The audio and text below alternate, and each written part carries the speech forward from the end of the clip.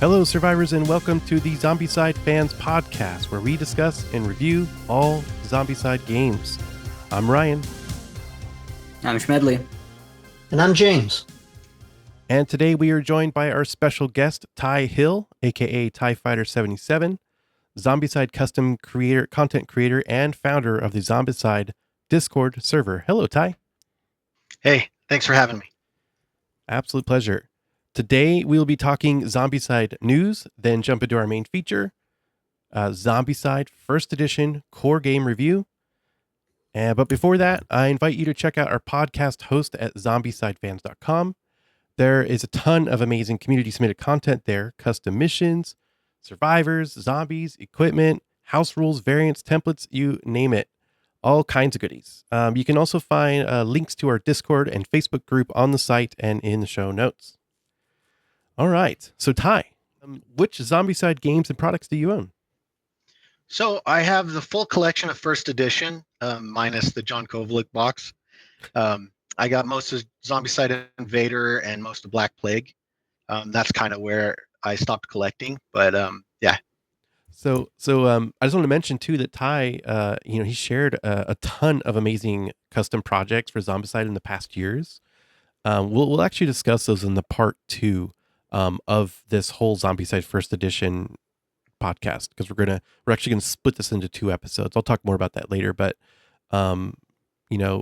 today also Ty has another special project to unveil. Ty, tell us what you're working on. Yeah, so I'm just finishing up development on this project I'm really excited about. So it's a retro 80s themed racing board game.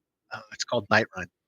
And the setting and aesthetic are very much like inspired by like Tron, classic arcade games. It's very synthwave feel. If you know what synthwave is, I'm really into that. So so in the game you race against other players, but also a mysterious like ghost driver.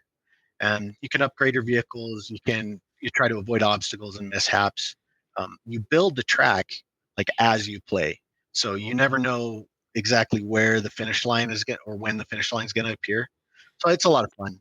Quick setup, easy to learn rules, and I've already been testing the prototype, and feedback's been really encouraging.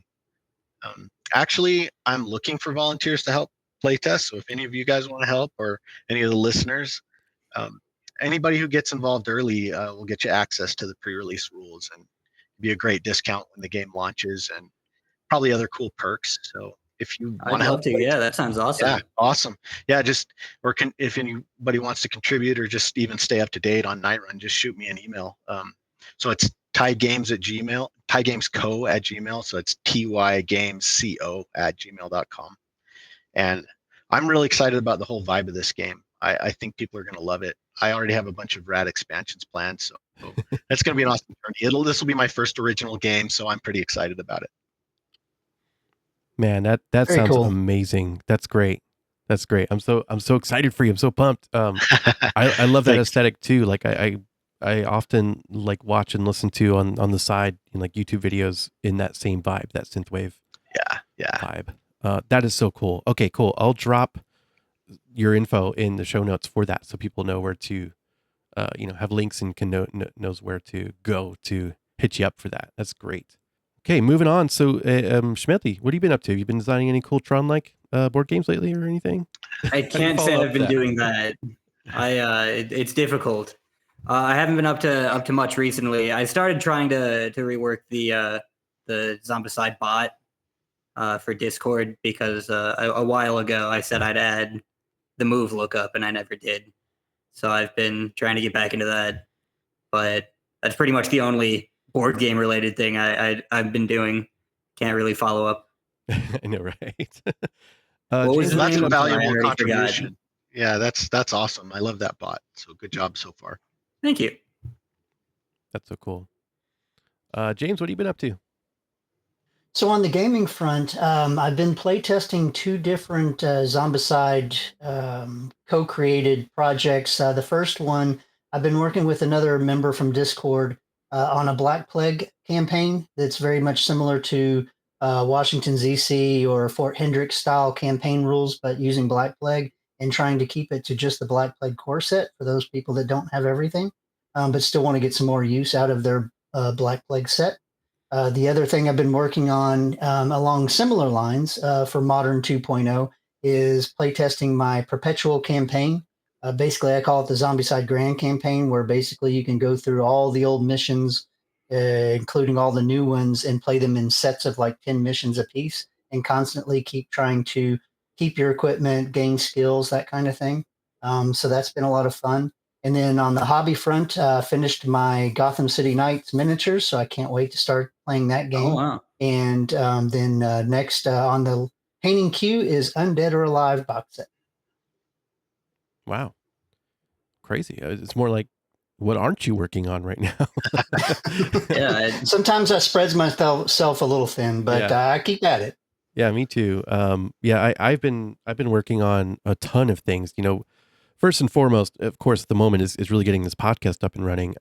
But before that, I'm always sort of working on heroes and villains mode, my variant for Marvel Zombies, where you can play as living heroes versus living villains.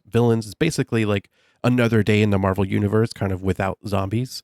Funny enough, because it's just a great system, of course, and just we don't have anything like that. So I'm really passionate about that, and I'll be talking about it probably like every episode of the show. So I'm not going to go too deep into that right now. I've also been working on getting James's first edition to second edition conversion sort of kits. Probably using the wrong words, James. Sorry. No, I think you got it right. Basically, just if you own second edition but wanted to play all your old classic missions again, that's what I've been working on. Yeah, because CMON with the second edition campaign, they have like the upgrade kit with like just the survivor cards and the zombie cards, but you're kind of still left in the dark in terms of equipment cards, dark zones on tiles, and all kinds of things like that, right? So James put together like this perfectly polished, looks like it came off the printing press from them, version of it that's free, that's online, and it's you could just download it and print and play. It's amazing work, and so I'm just kind of trickling those out and putting those on ZombicideFans.com. So go and get Prison Outbreak right now. There might even be more out by the time that this episode releases, and eventually you'll be able to get all of those goodies that James has shared with the community. And I'm also just getting those on the website. I've seen those around. I didn't even realize that was you. Good job, man. Thank you. And that kind of also feeds into the grand campaign that I was talking about. It basically gives me an excuse to go back and replay all those missions again and again with the 2.0 campaign rule set. With the advanced equipment decks and all that kind of thing. Oh, that's right. Yeah, because you also have those compatible with playing them as campaigns. Right. Like with the break dice and yeah. All out. All right, so jumping into the news, first we have Octoberween to talk about. I'll let Ty take it away. Yeah, so Octoberween it's a thing we do every October on the Discord server. It's kind of like a catch-all for Oktoberfest, Halloween, Day of the Dead. It's a scenario contest, and I think maybe the fourth time we've done it, and we usually get about a dozen entries or so, I think. So that's going on right now. There's prizes. They're different every year. I don't know that we decided what it was going to be yet this year. I think it was kind of up in the air. Oh no, comic book extras. So that's cool. Yeah. But yeah, if you're interested in it's pretty much open to anybody, not just Discord users. But if you're interested in submitting a mission for that, just go on to the Discord and check out the contest channel and read the rules for it. And it's a lot of fun. We publish a PDF after the contest of like compiled all the missions that were submitted, and it's voted on by the community. So no judges or anything like that. So it's cool. Entries need to be submitted by November 3rd. So if you're watching this on October 31st, you got 3 days to get one in. But voting period will be between the 4th and 10th, and there's some flexibility there too. That might extend. So, okay. Yeah, Yeah, just as long as we can get the voting enough time in for people to play the missions and vote for them. So that's from the 4th to the 10th, and then the winners will be announced on November 11th. Awesome. We've touched on it a little bit, but I really want to try to get all of the submissions from this year in this contest onto the zombicidefans.com website. So again, there's just more, central place for all those missions to go. They're not lost in the void. And also it'd be great. We could talk about it, but it'd be great if we can get, all of the past October Weens and contests stuff on there. Yeah. Yeah. CMON Expo. I'm going to bring this up for the visual for people who are watching, but we're just kind of scanning down the page on the CMON Expo 2024 Thailand, Bangkok. They're doing a two-day board game event. And it's a really big show. They want to have this as big as like a Gen Con or an Essen Spiel. And just feature a lot of vendors and have all kinds of events, game demos, publishers, tournaments. Okay, there's another really cool thing going on at CMON Expo, the Zombicide experience. And unfortunately, for this year, the details are none. Like there's nothing here. It just says fight off zombie hordes in a unique Zombicide fantasy scenario at CMON Expo Bangkok. Achieve your team's special objective and win a limited edition Zombicide t-shirt. Did you lose? Don't worry. You can keep coming back to play anytime during the event until you win the prize. So I knew that there was more information because I talked to somebody recently about the Zombicide experience. They participated in this, I think, last year. And I actually found a little bit of detail here. Last year when they had the CMON Expo in Minneapolis. How do you say that? Last year they did this with Undead or Alive setting. So the undead have risen in Boot Hill. So it's high time to grab a partner. Now I got to do the accent and blast your way out of Dodge. Can you help thin the rising herd of walkers? Or maybe you'd best try your luck at securing the supplies we need to survive. Posse Predicament is a never-ending Zombicide experience where teams of 2 survivors hop in whenever space is available and try to complete objectives and survive long enough to escape. If you can survive, you'll score some sweet Zombicide swag. There's a lot more to announce. Check the blah, blah, blah. So again, this was last year, Undead or Alive, and from what I remember from my conversation was that they had a big, huge table space and they had a ton of small 2-player head-to-head competitive games going on. So the way it worked was is you had a table set up and you could have posses. They call them posses instead of teams. Like if you're familiar with Season 3 Rue Morgue, the competitive version there. But it's posses and everybody can select 2 survivors. And it's usually 4 different players. So 8 survivors on the board if the board could handle that many people. And they gave each posse like their own special mission. So as an example, if you're the first person to kill 30 zombies in shooting, or you're the first person to kill 30 zombies in hand-to-hand, or gather 4 objectives, or whatever. So basically it worked where you couldn't hurt the other posses, but like you couldn't even hurt them with friendly fire.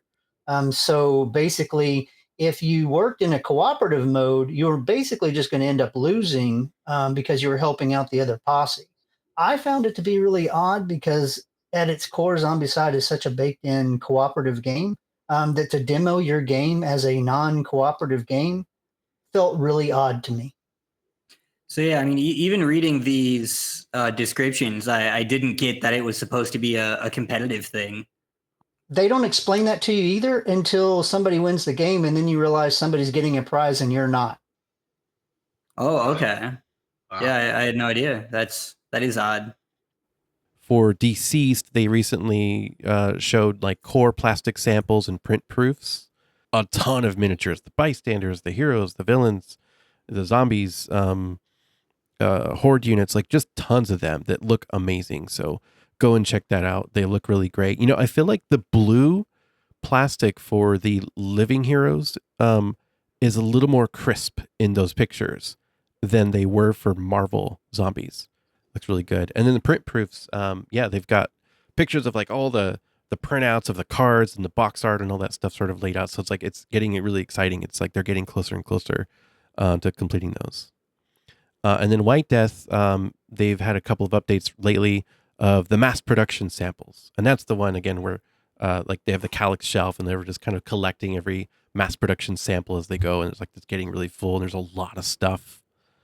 So I'm really excited to see what's coming in from White Death. One, I find it very funny and interesting that they bother to show us how much fits in a Kylax shelf. I don't know. Do they get kickbacks from IKEA or something? I don't. I mean, it's what I use, but I know not everybody does. So it's pretty standard. I've got it. You know, I pre-planned it out to 3, and maybe I'm underestimating that because I forgot about the 3D walls, and who knows how much space that's going to take up. So maybe I should have planned on 4. But the other thing I'm super excited about this is the fact that they are now putting numbers on the plastic overlays for your miniatures. So you don't have to just go by pictures of what goes where. They actually have the numbers that are on the bottom of the bases of the miniatures are also going to be embossed on the lids of the miniature holders. And I think that's a really cool innovation. So yeah, so that's the news. Next up, our review of Zombicide First Edition core game. There it is. But before that, here's a quick word from our sponsor. Today's episode is brought to you by our sponsor, BoardGameGoodies.shop. Yes, that's the URL, BoardGameGoodies.shop, where you'll find various game upgrades and accessories such as card holders, tokens, organizers, and more compatible with Zombicide games and other games like Massive Darkness and Cthulhu Death May Die, as well as playmats and game mats compatible with games like Lorcana, Star Wars Unlimited, X-Wing, Armada, Legion, and so much more. Listeners can save 10% with coupon code PODCAST over at BoardGameGoodies.shop. All right, today we are reviewing Zombicide First Edition core game, also known as Zombicide Classic or Zombicide Season 1. That one's the correct name. Yeah. I'll fight over it. Yeah. Nice. After the dead begin to rise, the world around you can be a dangerous place. If you're a zombie, that is. Too much scientific experimentation has led to hordes of the shambling dead. You are one of the lucky few who have escaped infection. There's only one way to survive in the ruins of the undead apocalypse: Zombicide. We were with some friends when the first siren began to wail, quickly followed by countless others. In less than an hour, everything changed. The television and the radio announced horrible news. We decided to take shelter at our neighbor's house, which was much safer. We just had to cross the street, but they were already there. Zombicide First Edition is for 1 to 6 players. It's listed as ages 14 and up. It was released in 2012, published by CMON, known as Cool Mini or Not at the time, and Guillotine Games.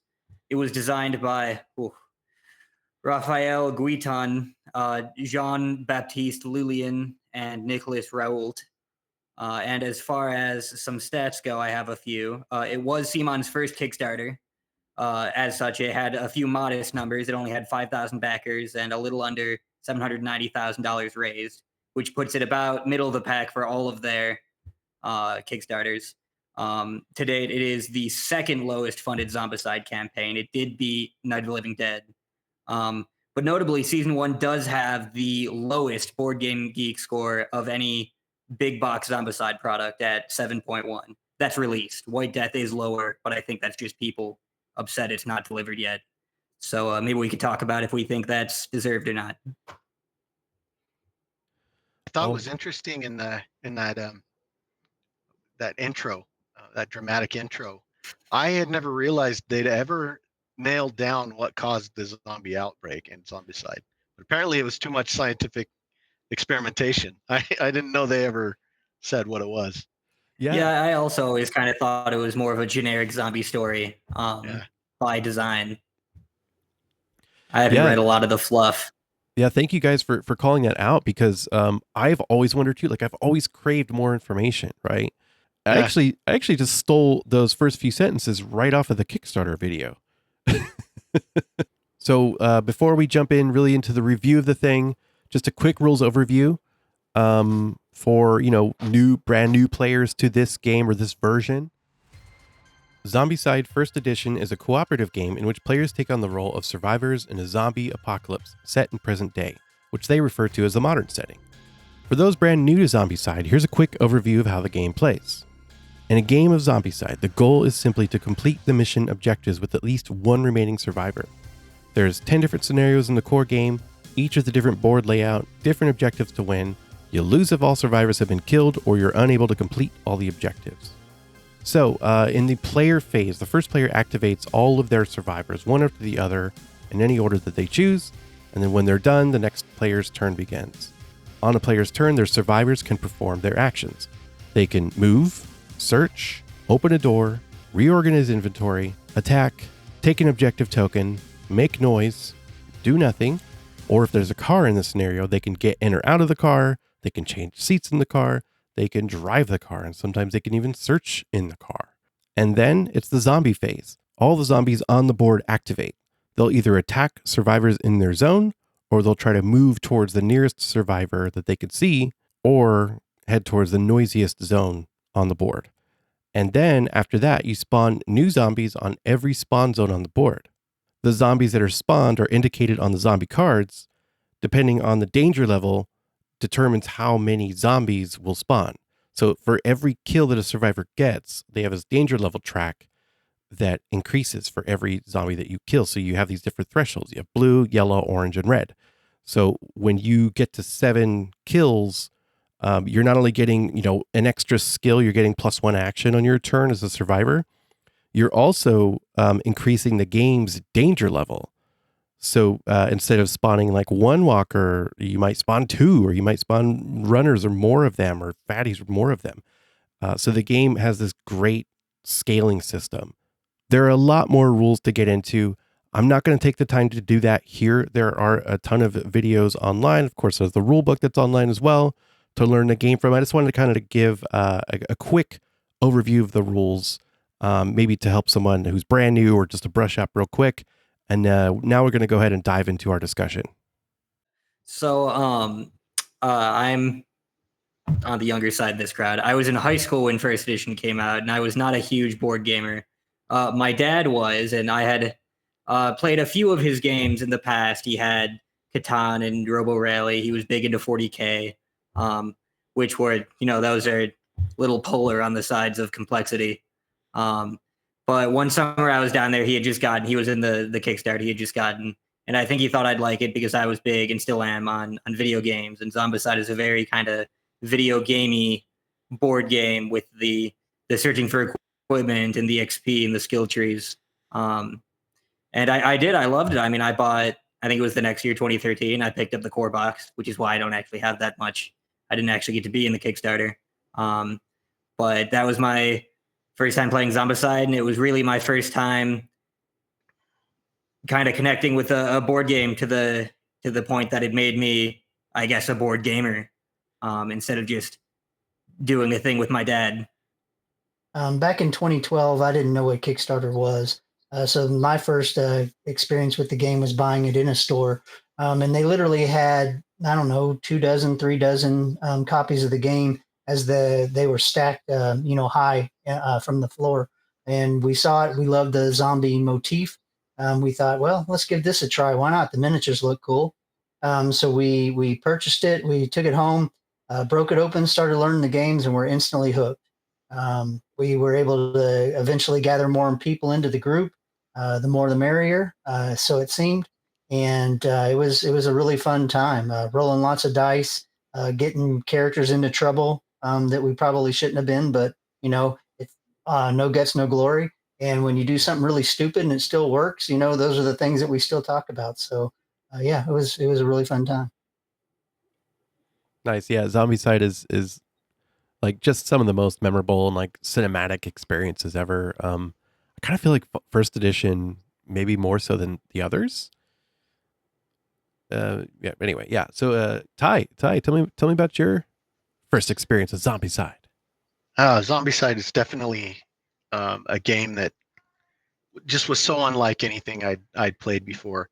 It was a long time ago now. My memory's not as good as you guys, but um, I know it was probably the tutorial mission for me too. But I just remember that feeling of just having so much fun with so many miniatures on the board and taking down those zombies and the danger level getting increasing and the anxiety, as you're trying to stay alive. And it was just unlike any board game experience I'd ever had. I'd only played kind of basic board games before that, never a cooperative game like that, which I think also makes Zombicide really unique and special. And yeah, it was just a memorable experience. Yeah, I got it at retail also. And we had at the time like a game night at my work, where we'd play games after work at the table, whatever. And so I had learned the game on my own, as I usually do. Like, I sit down and I read the rules, and I play partway through. So I probably play like the tutorial mission on my own. But then for the real play, I got in and we played mission 1. And I just want to say off the bat that mission 1 is kind of a terrible first mission for all new players. And we could get more into that when we talk about missions specifically in the review. But I have some thoughts on a few missions. Yeah. Yeah. Like it was a bad experience. Actually, because I don't know. I wish I could remember exactly, but either I got the rules wrong and allowed everyone to search as much as they wanted to on their turn, because you can only search once per turn. When you're in a building or at a car, and you can search for gear.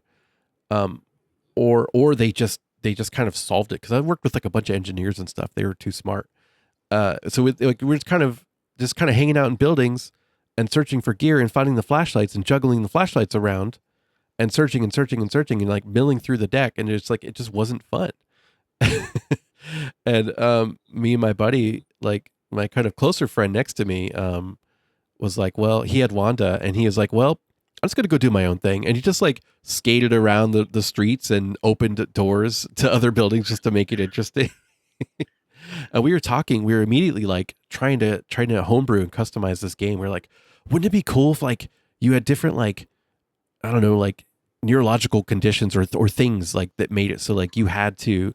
It's funny, like we basically on the spot invented what they came out with in Cthulhu Death May Die way later. Yeah, I was gonna say that. That Yeah, sounds a lot like the psychoses. Yeah, whatever like they're psychoses, called. exactly. Like, wouldn't it be cool if like you had a card that said that you had to be around other survivors, otherwise some penalty or something, just like motivations for your characters of how to behave, so that you wouldn't break the game the way that these guys are, because it's not even fun anymore.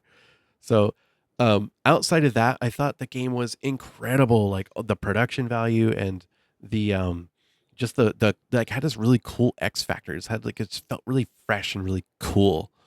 And it was just such a drag that was kind of the first experience that it was broken. And it was probably more likely that I just didn't teach the game right, or didn't get all the rules quite right. And I actually ended up selling the game. I was like, well, selling this game. And then a couple Kickstarters later and other products later, I was like, I need it again. So I bought it again, and freaking here we are, I have everything. And so let's talk about the components in the game sort of briefly. All right. So this is the inevitable thing to bring up here. Let's talk about the Survivor cards. They suck. Oh, the big giant ones they had. Are there any Survivor card defenders here? Is anybody's like, they are better than the dashboards? Well, okay. No. Well, hang on. Now, I didn't hear the second part of your sentence there. I guess I should have waited for you to speak. I'm going to only defend them on the basis of this is what we had. That's true. And at the time, it was pretty cool. Like having a card where you knew where to put your equipment in the backpack, the hands, keeping track of the experience, having the different skill trees. I mean, all that was really new to me. That was the only place to see the art for your characters too. And that's true too. For the colors. Draft, I kind of went in with Venom, but for a first draft, it is pretty good. It's the colors matching the miniatures was neat. Yeah. So you kind I of do knew, like the color okay, coordination. That's yeah, something that I think they was, dropped immediately in Black Plague. Even they stopped doing color oh coded yeah. survivors. Yep. Yeah. Yeah, and I thought that was cool. Like I said, I've played Warhammer Quest, Talisman, and there's a lot of fiddly bits that you have to keep track of on a piece of paper. I have to mark, where I'm at in the campaign, this, that, and the other. And this was simple and clean. It was very easy to see what you were doing. What did you have in hand? How was your experience going? And you could easily look over with the people you were playing with and see, oh, he's got a pistol. I've got two pistols. He'd be better with two pistols. How about I just give him one of my pistols? It's so I thought it was really neat for the time. I loved it. That's But the biggest downfall that I think is with those old dashboards is the skill markers, those little tokens that you're supposed to put next to the skill you choose. Those would not sit still. I mean, you slightly bump your dashboard and it's gone. You just have to memorize what skill you picked and not I try to use those little saw tokens. while reviewing the Kickstarter that the clips for tracking XP was a stretch goal, and originally you were going to use those for that too. And I can't even imagine. Oh, is that what it was? I thought they just changed it to skulls instead of the little arrow. You're both right. Maybe I misread it. No, you're both right. Originally, they were going to use the little bullet trackers, but they were still in development of the game. And at a gaming convention, somebody made a suggestion that they use clips of some kind. And so that's where they came up with the clips that you see in the rule books and on the Kickstarter. And then eventually, because they hit so many stretch goals, they came up with the idea, well, wouldn't it look cool if they were skulls instead of arrows? And so that's where they came up with that. Well, yeah, there you go. I mentioned earlier how cool it is to beta test games. You can keep them from being super annoying if you do that too. Yeah, that's cool. I didn't know that. So they actually had the skulls in season 1. I thought that was a season 2 thing. Could have Season been. 1. Wow. There you go.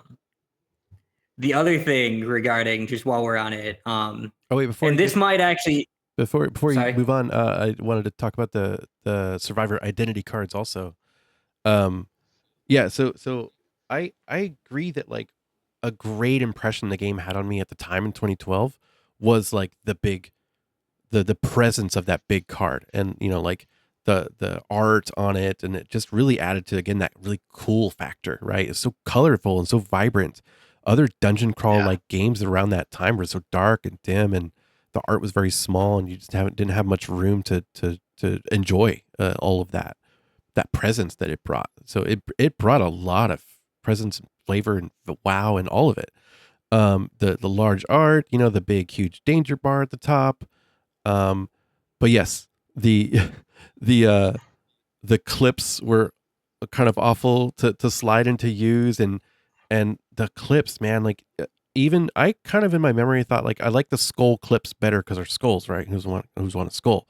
But I also kind of like felt like, even though I liked that better, that the arrow versions, at least where they were longer and they could point at the number, you could see which number you're on a little better. But that actually, upon prepping for this, like it's not even true.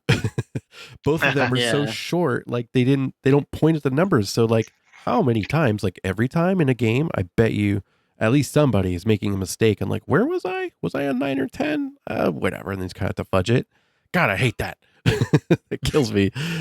And then the other thing about the dashboard, I want to call it a dashboard, but it's an identity. It's technically a survivor identity card that kills me is the cards. So there's like 3 backpack slots in the back and 2 hand slots in the front, but they're overlapping in such a way that they slide around on the thing. And oh my God.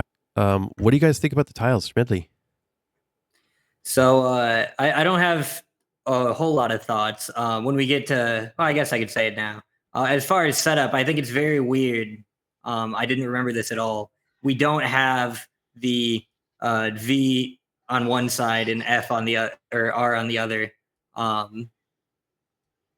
for the tiles in first edition. That's something that started later, because when you're setting up, you're looking for tile 2A, you expect the other side to be 2B, but it's like 6A. And I was like, well, now I don't know what's going on. There is a rhyme and reason to it. I knew it at one point, and I don't remember it right now. I would love to hear that. Curses.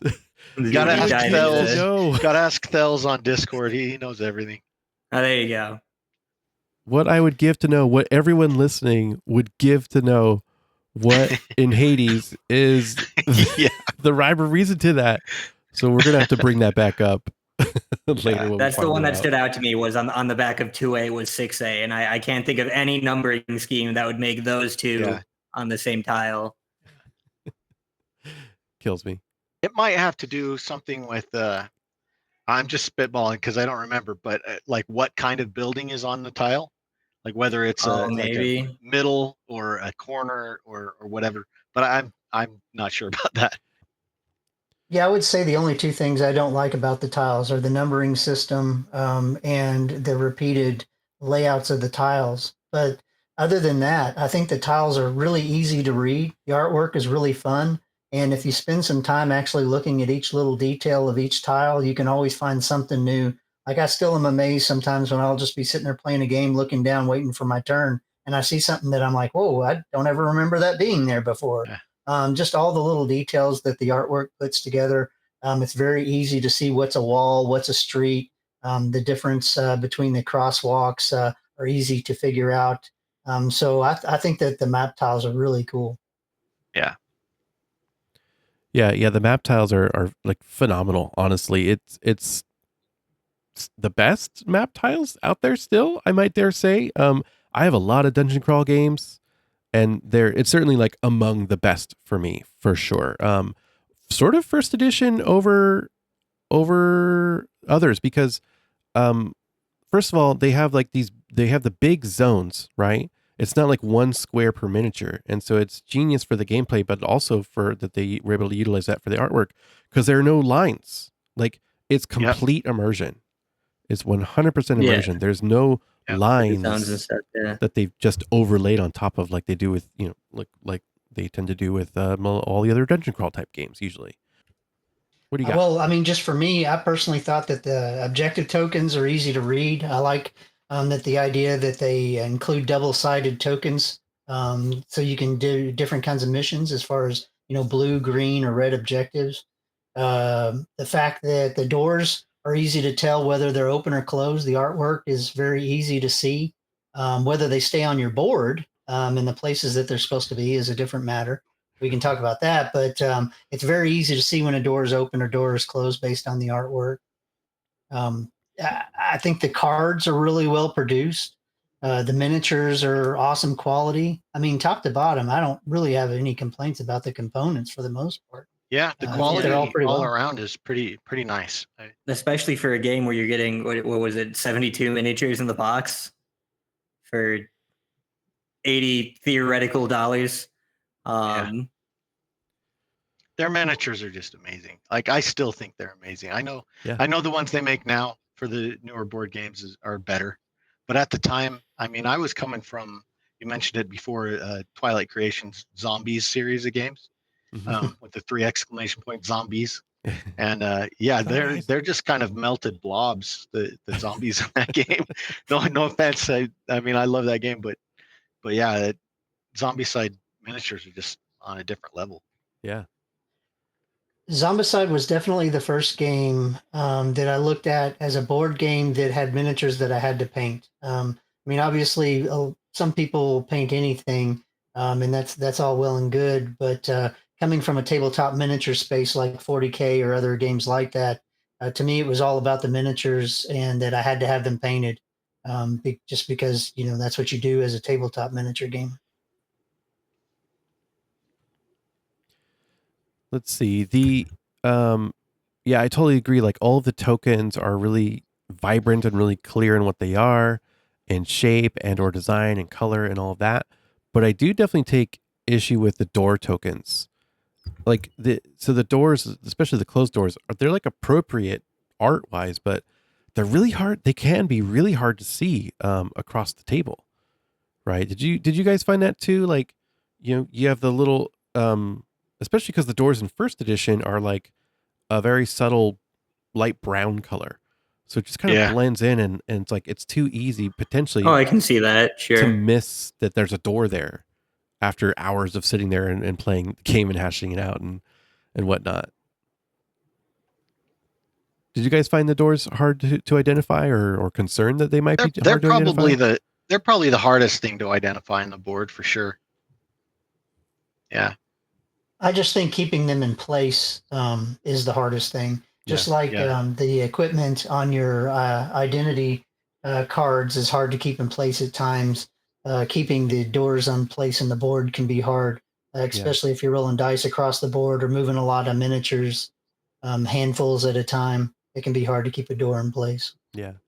And of course, most of all, worst defender, we talked about already, the little skill trackers, skill counters. Yeah. Tiny Skill little counters. pointy yellow black things that are just woof. And don't even get started on the noise tokens, right? I mean, they're fine for what they are, but there's just putting them down and picking them up every turn. We haven't even anybody here use noise tokens. That's probably a conversation we have to have at some point. Noise token use. Awesome. Yep. Yeah. Awesome. Right. Every game. Gosh, James, by the book. So I made one of the first 3D models I made was 3D versions of those noise tokens. They're basically little pyramids, right? And I just thought that would be easier to pick up. I made them small, so they're not the size of like the real tokens. They're a little bit smaller. So those have had a lot of downloads. I put them up there for free, but nice. I actually haven't printed them out myself to see how fun they are to use. But I figured that was the only way I was ever going to use noise tokens because I just hated picking them up. So hard to grab them. I'm a big fan of 3D components. And I've seen those tokens several times, but I've never actually used them just because I didn't want to paint them. That's the only reason why. If I had one of the 3D printers that uses the spool and had some yellow spool, then maybe I'd go that route. But that's the only reason that's kept me from. Oh, and then there are also just a little bit more to store than the flat plastic tokens. Yeah. And you don't want to step on them. Yeah. Right. Everybody have a favorite of the core 6 survivors, the original 6? I really like Josh. Yeah, Josh. I think Slippery is a really cool ability to in some situations. I'm a big fan of Amy. I've always thought that Amy was the most powerful character that they ever made for the game for the most part. She gives you the most actions. I've always liked her.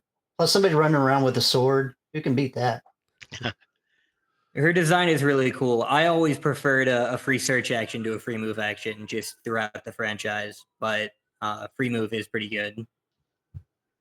Yeah, all the survivors are really cool. You guys already sort of mentioned this, but just like they are iconic. These 6 survivors, they just out of the park, out of something, right out of the box. They just did a great job with I'm sorry, I'm interrupted because I'm hearing sirens. I think. Sorry about that. Hopefully that's on my end. All good. The apocalypse is about to start. Yeah, it's fine.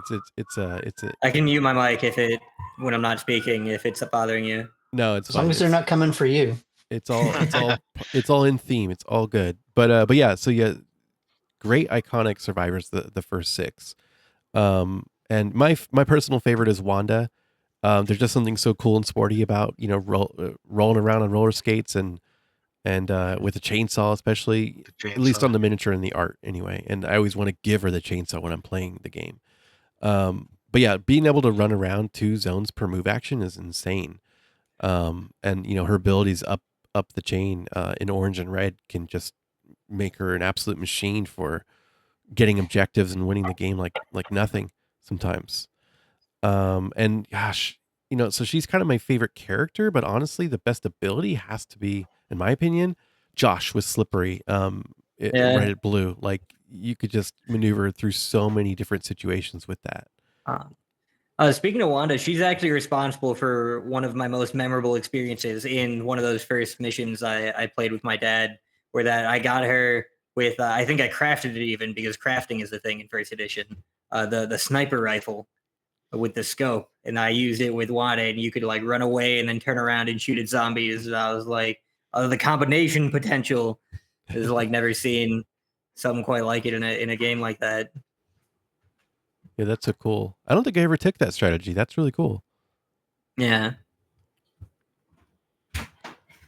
Right. Yeah. So, and also another thing that I've had a lot of people that are like new to Zombicide, and they like to complain that's like, well, don't I start with the chainsaw because it's a chainsaw in the artwork? And it's like, well, come on, like they're making the character look really fun. We don't have to take everything. Everybody for should just have a exact face value. pan.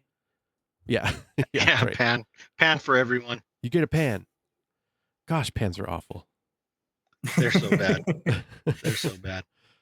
1 6+. I think it's the only 1 6+, 1 die 6+. Yeah. The best part about the pan is like that horrible job you had as a teenager that it motivated you to actually go to get a real job. The pan motivates you to go get a real weapon. Yeah.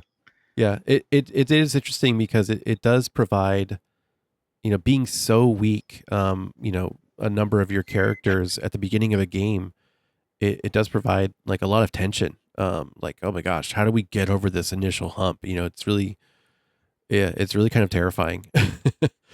You're not all starting out guns a-blazing, and I think it's a good thing for this game.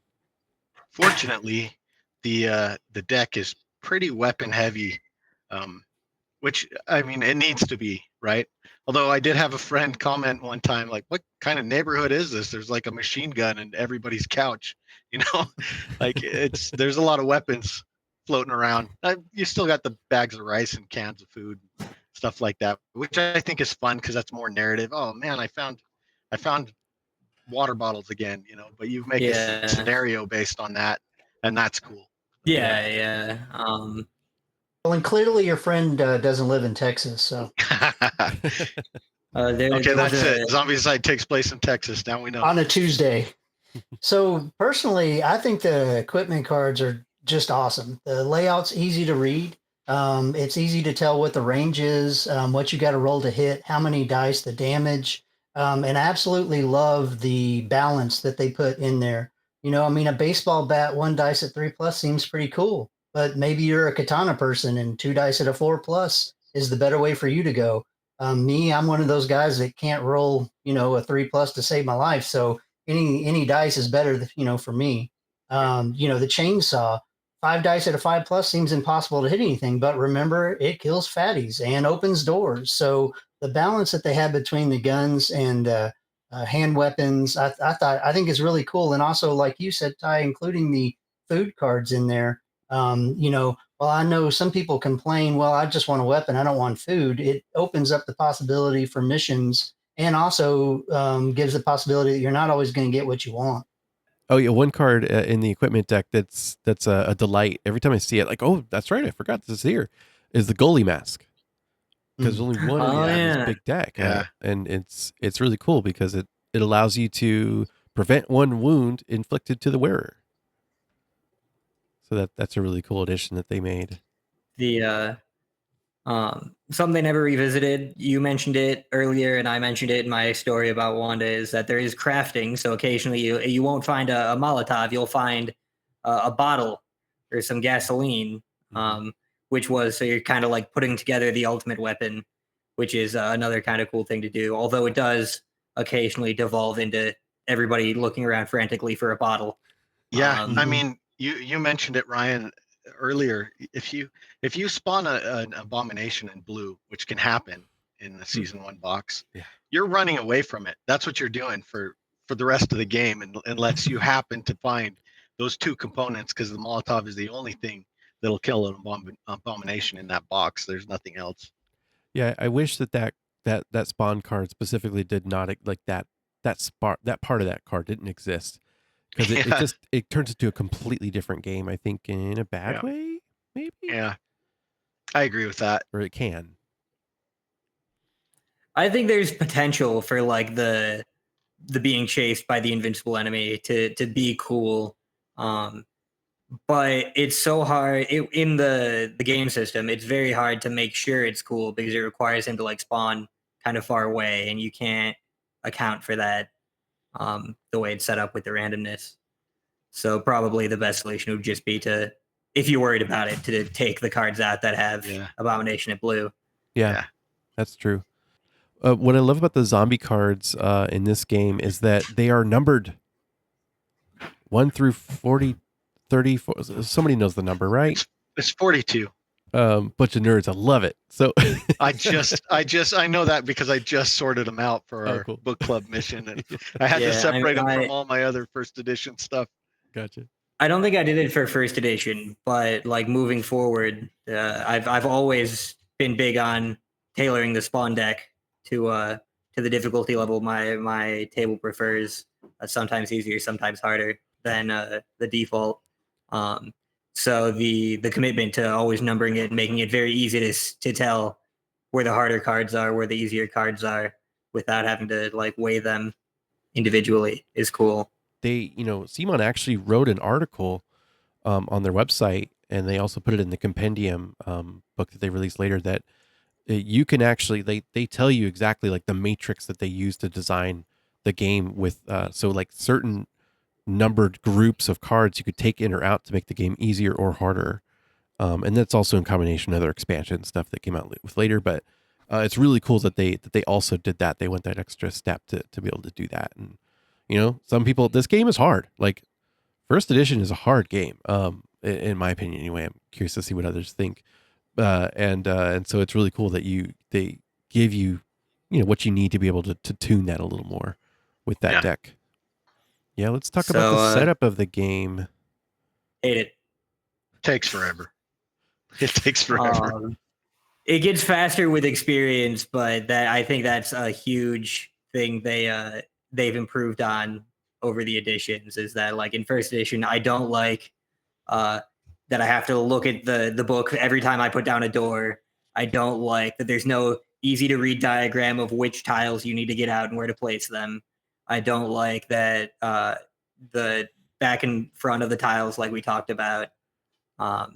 Just a lot of little things that add up to it being a tedious process where I have to look at the book every. Yeah, it's a trade-off, right? Seconds. Yeah, it's a trade-off because the one advantage that Classic has is you can put the doors wherever you want. They're not always in the same place. Same thing with the objective. That's how they do it with the objectives in second edition too, right? They're like the objectives are also in defined places. Yeah. Yeah. So there's a little less customization there, but it's way faster setup. So it's a trade-off.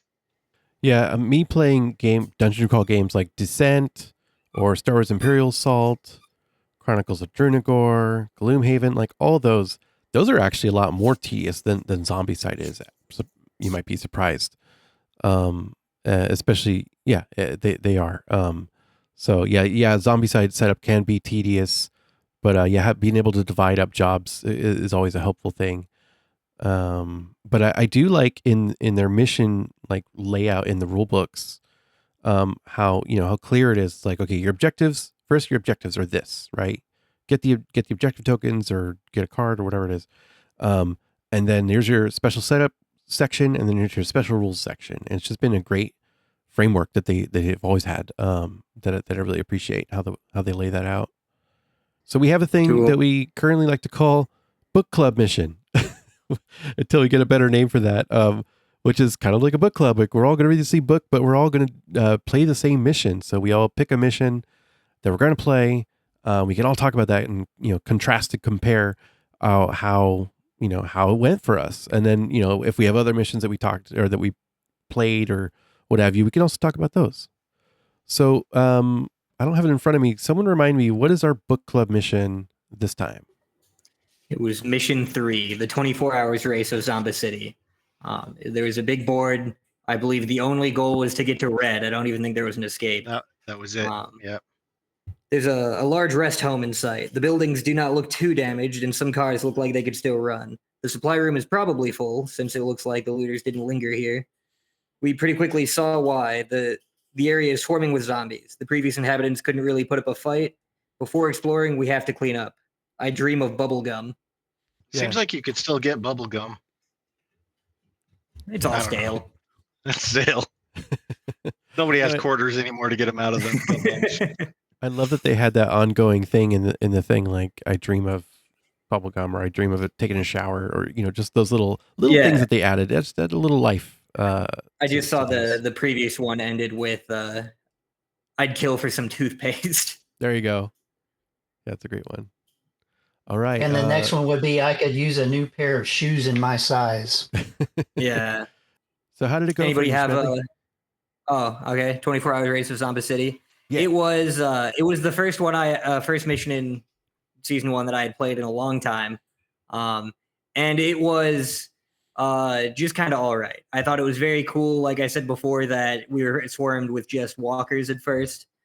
Towards the end of the mission, really, I feel like getting to Orange could have been a better cap for it, just because it felt like it dragged a while. It got to a point all the buildings were looted. Really, all we were doing was driving back and forth with the cars until somebody hit red. But up until that point, it's overstayed its welcome a little. But before that, it was pretty fun. It was cool. I also forget how rare pimp weapons are in first edition. How many players did you play that with? We had 3. Everybody had 2 survivors. 2.5 hours. Cool. You said it was like kind of just okay. How about your other players? What did they think? They had pretty much the same thought. By the reason I said capping it at Orange probably could have been an alternative is because when we got around there was when people started being like, we could just stop. We could just not and say we did. Yeah. Some of my group has lower tolerance for long games than others. Is part of that too. It was a real endurance test.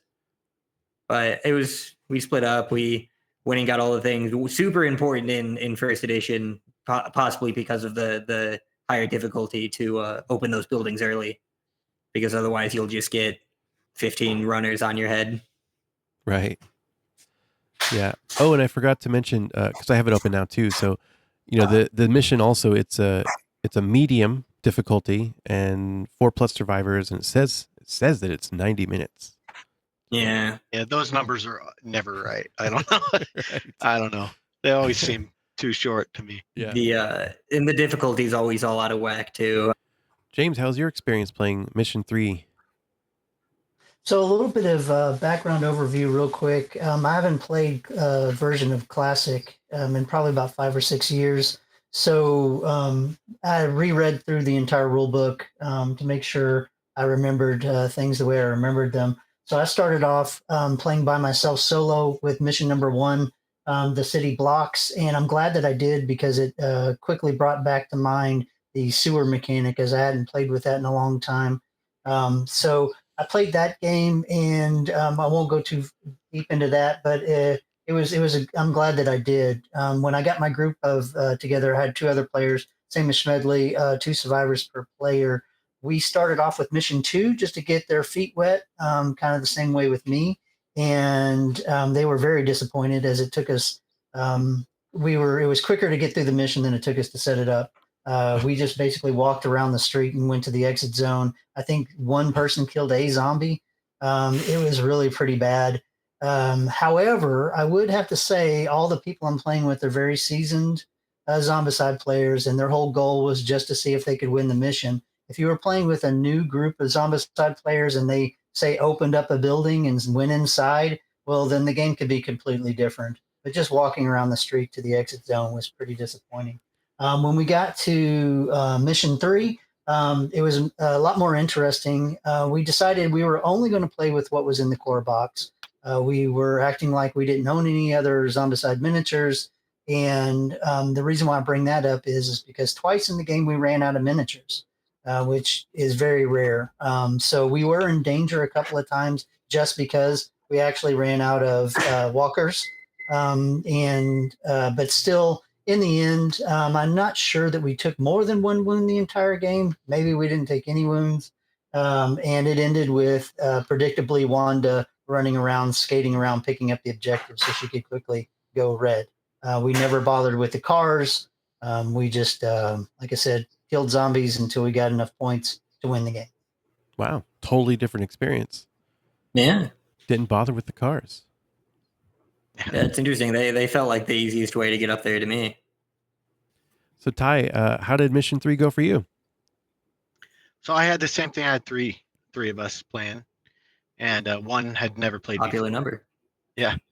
So two survivors each, and so we did have the abomination at blue, like really quickly, and that threw a wrench in things.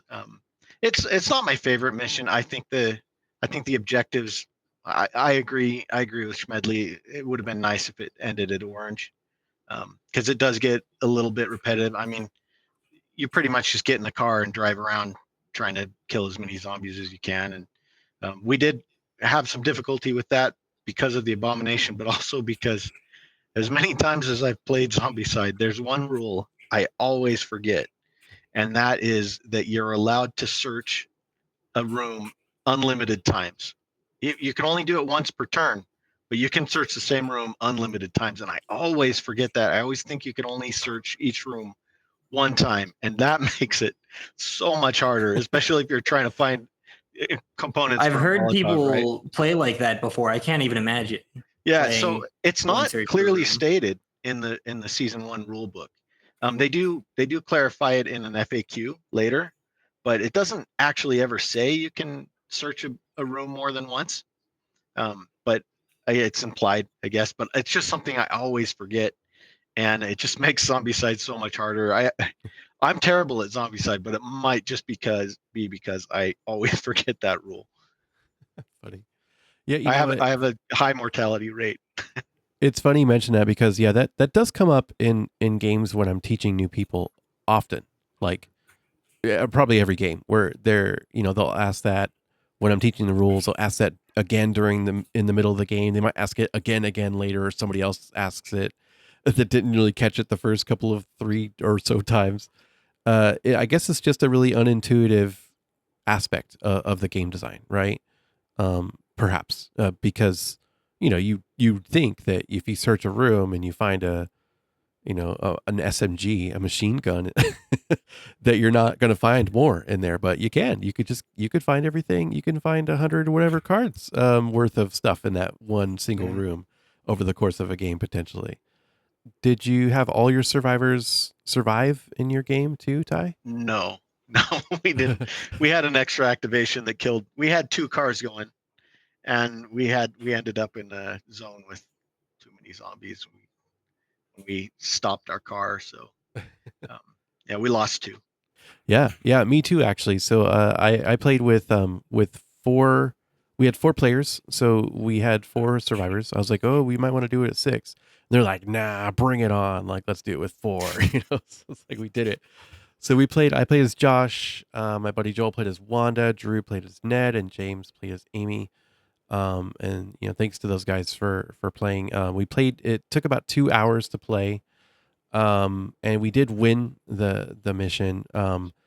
However, 2 survivors did go down, myself included. Like I literally, when I'm playing solo, I'm playing all the survivors, so I'm good. But I think literally every time I've ever played Zombicide, especially first edition, actually only first edition because it's the only one with what do you call it? Player elimination, survivor elimination.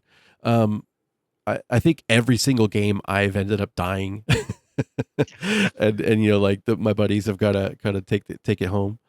But we had a really fun time. 2 of the guys got into cars and they just kept spamming driving that car over zombies over and over and over again. The team though, like as a team, had decided early on, it's like, oh, Wanda can really move.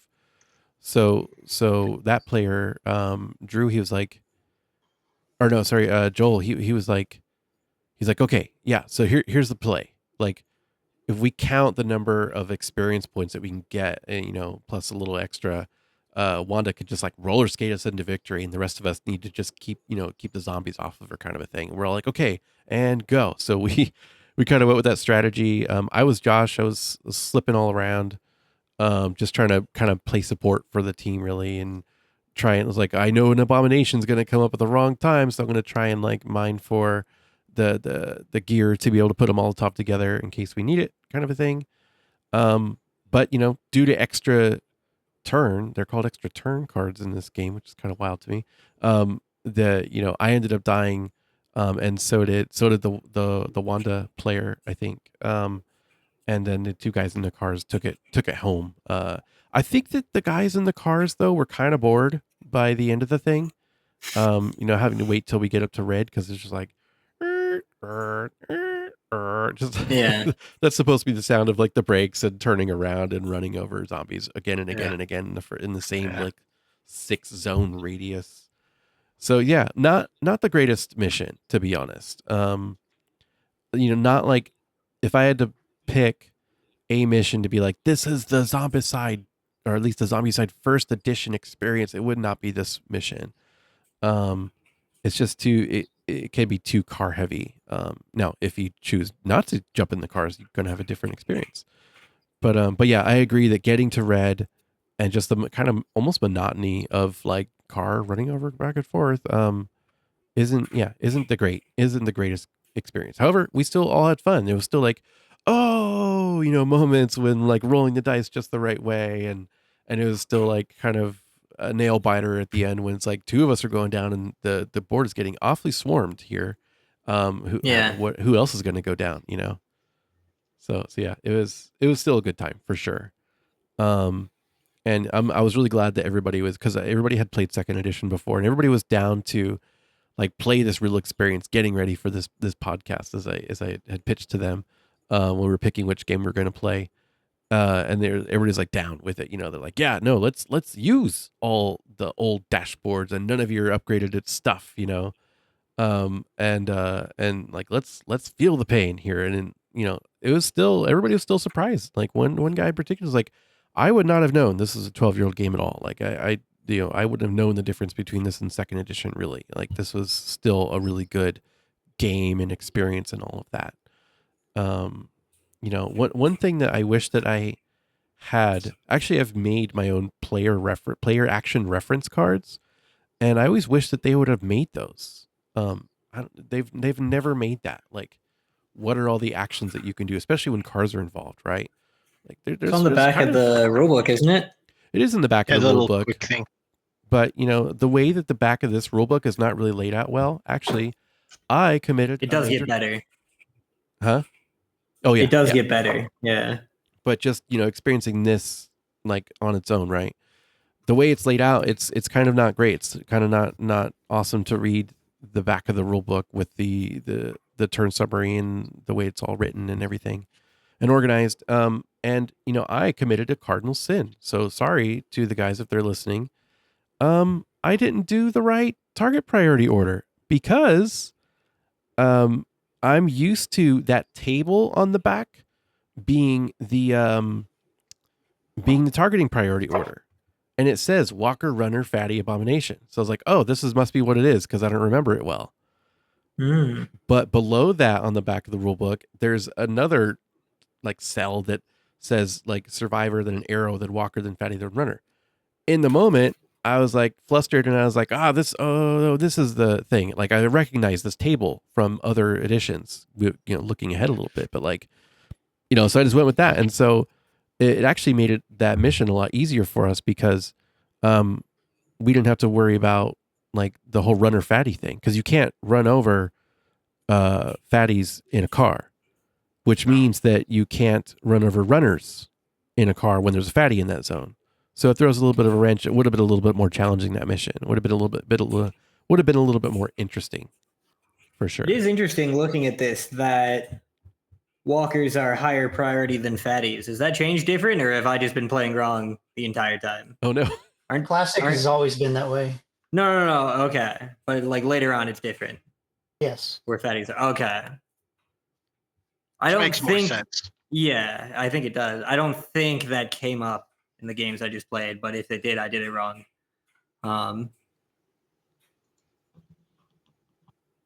Yeah, another one that I think that throws people is, even myself, I have to keep looking at the rulebook. Like what actions can and cannot you do while there's a zombie in your zone? Right? And right now where I'm at with that is the only action that you can't do with a zombie in your zone is search. Is to search. Everything else you can, because it doesn't say. Can you get in and out of a car with zombies in the right. zone? That's the other one. You can't get in one, but you can get out of a car. Yes. That's right. Yeah. Mm-hmm. Yeah. Are those the only things? Can you trade? Actually, yes, you can. You can open doors. You can take objectives. You can rearm. You can trade. That was one of the biggest things that I played wrong for years. And it's basically because of how the Zombicide rulebook was laid out. Was I read the searching thing, and then it tells you about what other things that you can do. So just in my head, I already had that in my head that, well, you can't do these things with a Zombicide in your zone or a zombie in your zone, and it's actually just searching. Everything else you can do. Right. Schmedley, do you have any other missions of note that you wanted to talk about? I did also play mission 1, and it was fine. I said, like, looking through the book, there are a lot of kind of more experimental, like the get to red and the just leave. Seems like they're more standardized. Get this objective, it unlocks this door, then go get that one, then leave. Kind of missions later on. Yeah. Again, mission 1 I think is kind of a terrible first mission for new players. It's 9 tiles, and I've seen somebody online say like that Zombicide is about it's usually going to take about 30 minutes per tile, which is, I don't know if you guys have. That's an interesting way to break that down. Yeah, and it kind of turns out. Never thought of it that way. Yeah. All right. And yeah, like 6 players, like 6 survivor, and it does say 4+, but you're probably gonna play with 6. But in any event, yeah, like 9 tiles, and you have to get 1, 2, 3, 4, 5, 6 objectives spread all around the board. And you have to get one of each of the food type cards, canned food, rice, and water, get to the exit. It's a lot. Like, it's so much for a bunch of new players to do. I think it's not a great first game experience. That is something I noticed. It felt like, maybe it's just because they were so front loaded, it felt like there was a lot more 3x3 missions than in the future. I feel like they do a lot more 2x3 and 2x2 in like second edition. But it felt like every other mission was the full 9 tiles. Well, I actually like my favorite mission to teach new players this version of the game is number 10, Small Town. 4 tiles. It's tight and it's difficult and it's fun as hell. Like, have you guys played that one? Not in a long Probably time. at some point, but yeah, not recently. Yeah, not recently. But yeah, I played it. This was another like after work thing, but this was much later. This is probably like right before second edition came out. And coworkers, brand new players to this game, I got them into playing other different kinds of games. But yeah, we had a great time. And it came down to the wire. Like, it was one of those intense, like, last person, last roll, like, this is the one, like, everybody's standing up and this is the last, thing that can happen to determine whether we win or not. It was a good time, and it was again, it was tight, it was fast enough. It's a great mission. Doesn't look like much, like as a little 4 tile mission. There's one objective in each building, but it just turns out to I feel like balance really well. All right. I think the hardest mission in this book is mission 9, and it's a 4 tiler. Might makes right, where basically you don't get to start off with your full complement of survivors. You have to go find the rest of your buddies. Ooh. And you have to open buildings to do so. So therefore you've got danger. You don't, have the best equipment. So can the zombies swarm you in such a small tile before you can get enough people to help you out and survive? I remember that one because we played it wrong the first time. I didn't realize you were supposed to split it. I thought you had 6 guys on the outside and 6 guys on the inside. So in the last half of the mission, there was just everybody. We were playing with 6 people. Everybody had 2, and there was just like a huge crowd of people that it was definitely not designed for. Yeah, that's cool. I don't think I've played that one. It's so weird that after all these years, I haven't played every mission. I get like games to the table with other humans, like not as much as I would like. And I have a big game collection. I like to play a lot of different games. So, I'm not good about like being really consistent and hardcore about playing this all the way through and getting through all the missions. That's great. Yeah. I want to play that one. One more that mission 7, Grindhouse. You guys remember this? Where you have like Yes, I do. 6. 7 noise Yeah. tokens on either end of the street. And then I you remember this. Oh, that Yeah, sounds you just- familiar. just have to Yeah. like kill. You just have to get to red, right? Or no, you have to go and you have to neutralize the zombie spawn zones. Hmm. Yeah, so you've got to like each building is already preloaded with a bunch of walkers. Each of the 2 large buildings, and you have to go in there and you have to take out those walkers, including the new things that spawn, get the objective tokens, and then blow up the spawn zones. It's such a cool thing. Oh, spawn zones in the buildings. That's pretty rare. Yeah, yeah. And So if any zombies escape the board, you lose the game. that's right. Yeah, Really? That's That's why the fascinating. that's why the noise tokens are at the end of the board. So basically, it's trying to draw the zombies there, and if they activate in the zone, they escape, and you lose the game. There's a mission kind of like that. I won't go too into it. In Invader that I always really liked, but I don't remember really playing this one. Maybe I'll give it a shot. yeah. It's really cool because it's like, oh, do you split up your team and like focus on both buildings at the same time, or do you go to one but then risk the other one overflowing so much? Because as you mentioned, there's a spawn zone in each building, and they're Mhm. just going to keep spawning and heading towards the door so that they can get to you, but they don't break down the door or anything. And so yeah, like will it be overwhelming at that point? So yeah, that's a really cool mission.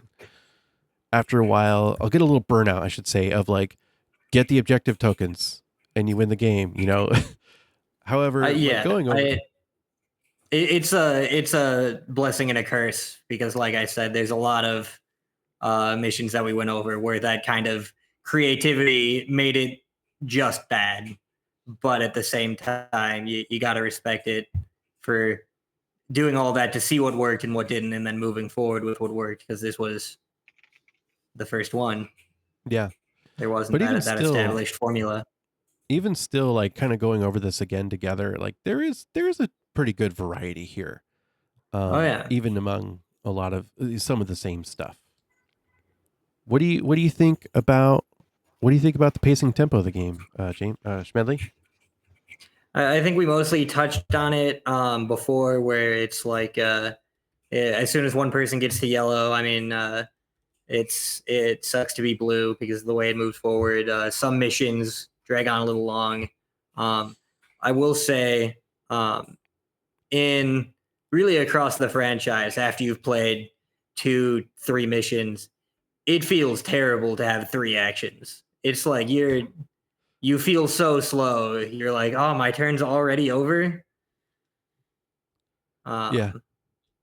But Every once in a while, I kind of want to tweak the rules so that survivors stay on the same danger levels longer, just for consistency. Just because the whole like ramping up of the danger level and the zombies, um, it's so fast sometimes. I mean, it goes slow and then it's fast, and it kind of gets samey every once in a while. And I kind of just want to play for a while with the skills that you have, and without things elevating, and just kind of play for a while in that space. Every once in a while, I feel like that. we normally stick around in the same area for a while, but it's because my group is very conscious of like making sure everyone's advancing at roughly the same rate. So we'll be very like, oh, here you can come kill this one. But because of that, we're all yellow for like a while before someone hits orange. Right. Usually, sometimes circumstances happen. There's 20 zombies in front of you, and you're the one with the Molotov. Yeah, the danger levels makes for like some of the best table talk in games, right? It's like you're about to like they're about to roll their dice with their dual wielding SMGs or something crazy. And he's like, wait a minute. I'm still blue and so still blue, and you're gonna roll like right into yellow right now, and we're way not ready for that, or up into orange or wherever you are, right? Mhm. So it becomes a fun thing, and sometimes someone's like, I don't care, I'm gonna do my own thing. And sometimes you're like, oh yeah, no, you're right, like we all gotta be leveling at the same time. This is or you mix in between. And so that's part of the fun. And it's fun seeing new players like just whatever, laissez faire, just like we'll level when we level, it's going to be fine. And then seeing things a crushing defeat or just like just a weird outcome, and seeing people change their tune. It can be fun too. But yeah, so the tempo of the game, it's interesting to me because like there are certain points where the game kind of stops. The game is on hold. One thing is when you're opening a building for the first time. It's like it's kind of awkward how you have to pull out, one card at a time. Like, okay, one walker there, two runners there, a fatty there. It just takes a while. Like the game just puts on pause, and you have to load up this big building. The bigger the building, the worse it is, of course. Especially for the big ones, yeah. Yeah. And then what's the other one? Oh, cars. When you're running over a ton of zombies in a given zone in a car, it takes a long enough time to be, a little tedious of like, okay, there's 1, 2, 3, 4, 5, 6, 7, 8, 9, 10, there's 13 zombies in this zone. Okay, I'm going to grab 13 dice. I'm going to roll those dice.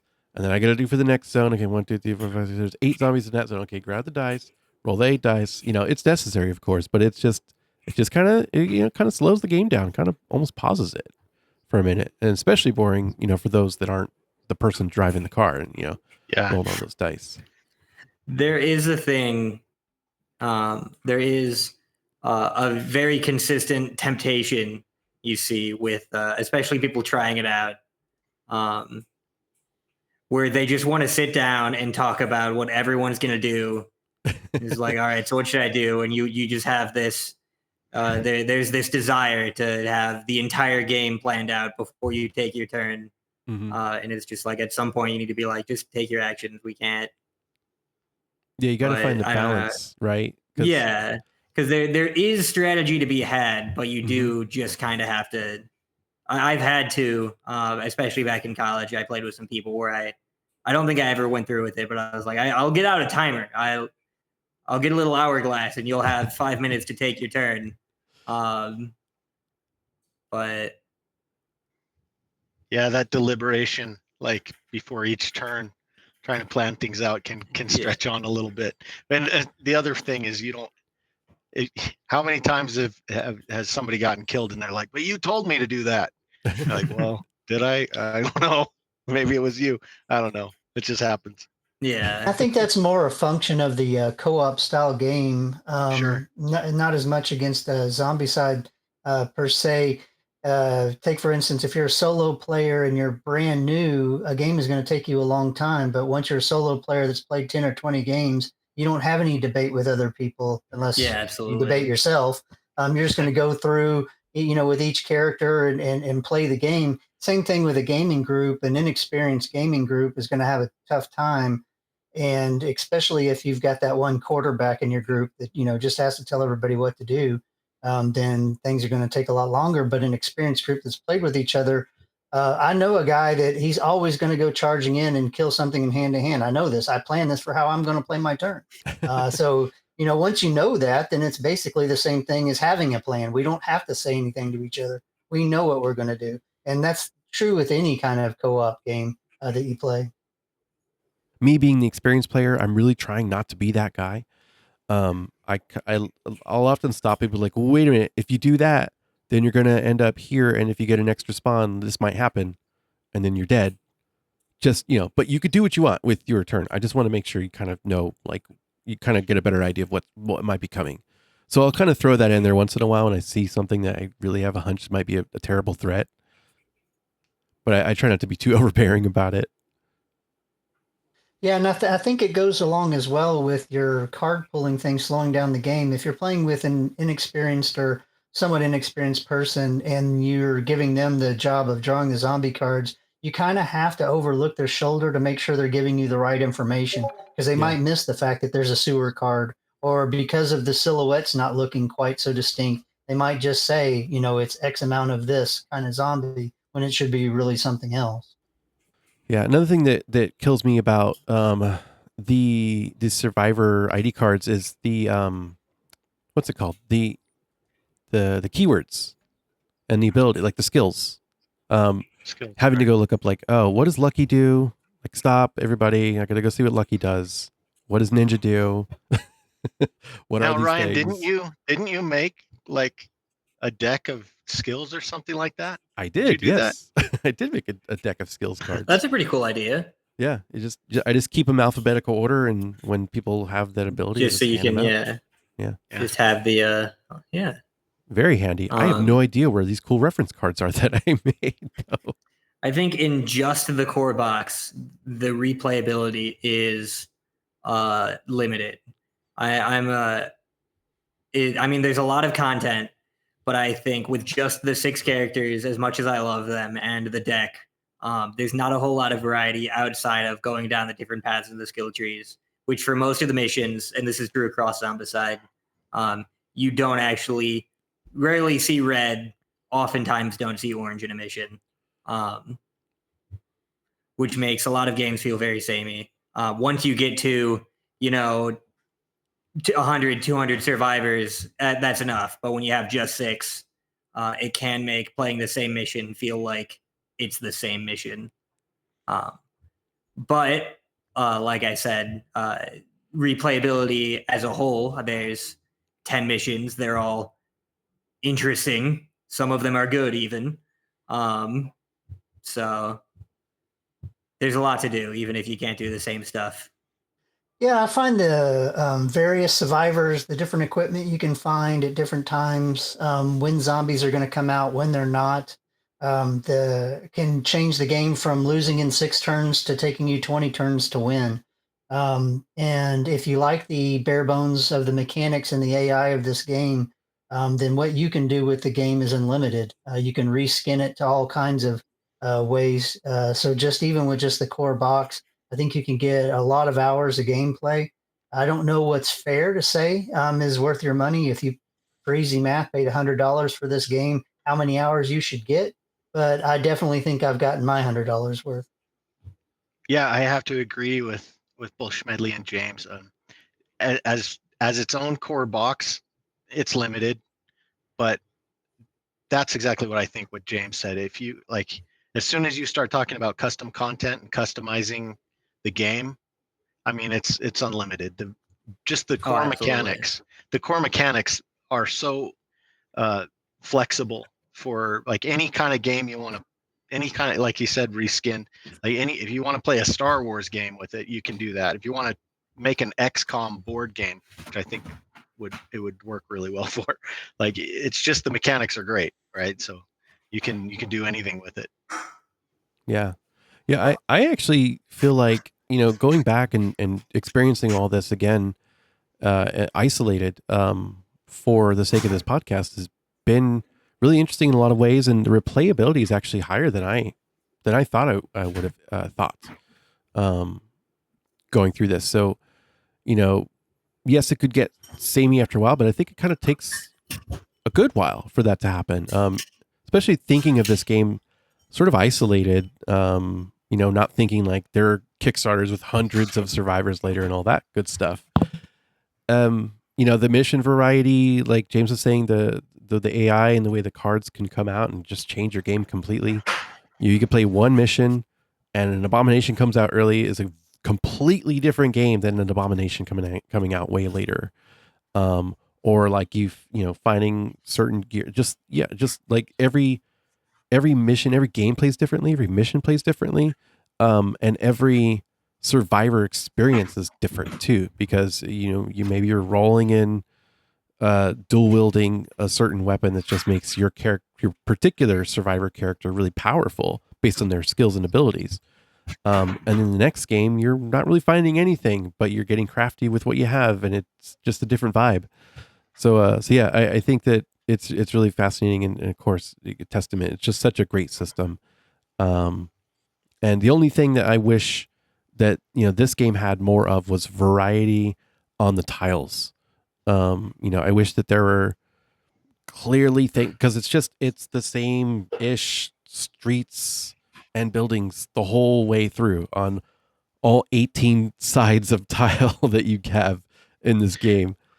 It would be great to have much more of a variety there, like a park or like a suburban area or a house or anything, like millions of things could be done. But they just kind of just went with this one sort of vanilla, very nice, very lovely vanilla template, but that's all you get. Yeah. Like, Yeah. and they have a mission where it says you're headed to a nursing home and it's a garage or a diner. You know? Yeah. Yeah. I just wish there was a little more variety. Sure. Yeah. All right. So we have a little thing called rules you might have missed. So just focusing on this version of the game, we have a little list of rules you might have missed. I just have a list. I could just rattle them off, you guys, and you can kind of add to that if that's cool. Sure. All right. So this is funny. This is something that I thought was new, like in recent years, but the player with the first player token takes his turn activating his survivors one at a time in the order of his choice. Once the player has activated all his survivors, the player to his left takes his turn activating his survivors in the same manner. In other words, if you're playing with like 2 survivors, when it's your turn, you get to activate the survivors in any order that you want to. Or if you're playing with 3 survivors or 4 or all 6, you can act. So it gets easier the smaller player count that you have. And Interesting. Like, I've been doing that wrong. Yeah, I've heard people house rule that because they think it makes it more authentic with the defined order, but we always flip flop around. In fact, when I play, we like if your character, you have 2 characters. If your character went first last time, they're going to be last after the other players have played. So you play one character, they play, and then you play your last character. That's how we've played it. I guess that's wrong too. So because you're supposed to play all your characters, right? If you're playing first. Yeah. So yeah, isn't that wild? A couple of things. Obviously, it's easy when you've got 6 players because it just goes round robin. So that's easy. The good thing about that is that it actually gives a purpose to the skilled tactician, whereas normally you don't. But also in this version of the game, if you're playing by yourself, you're only supposed to play with 4 survivors. You're not supposed to play with 6.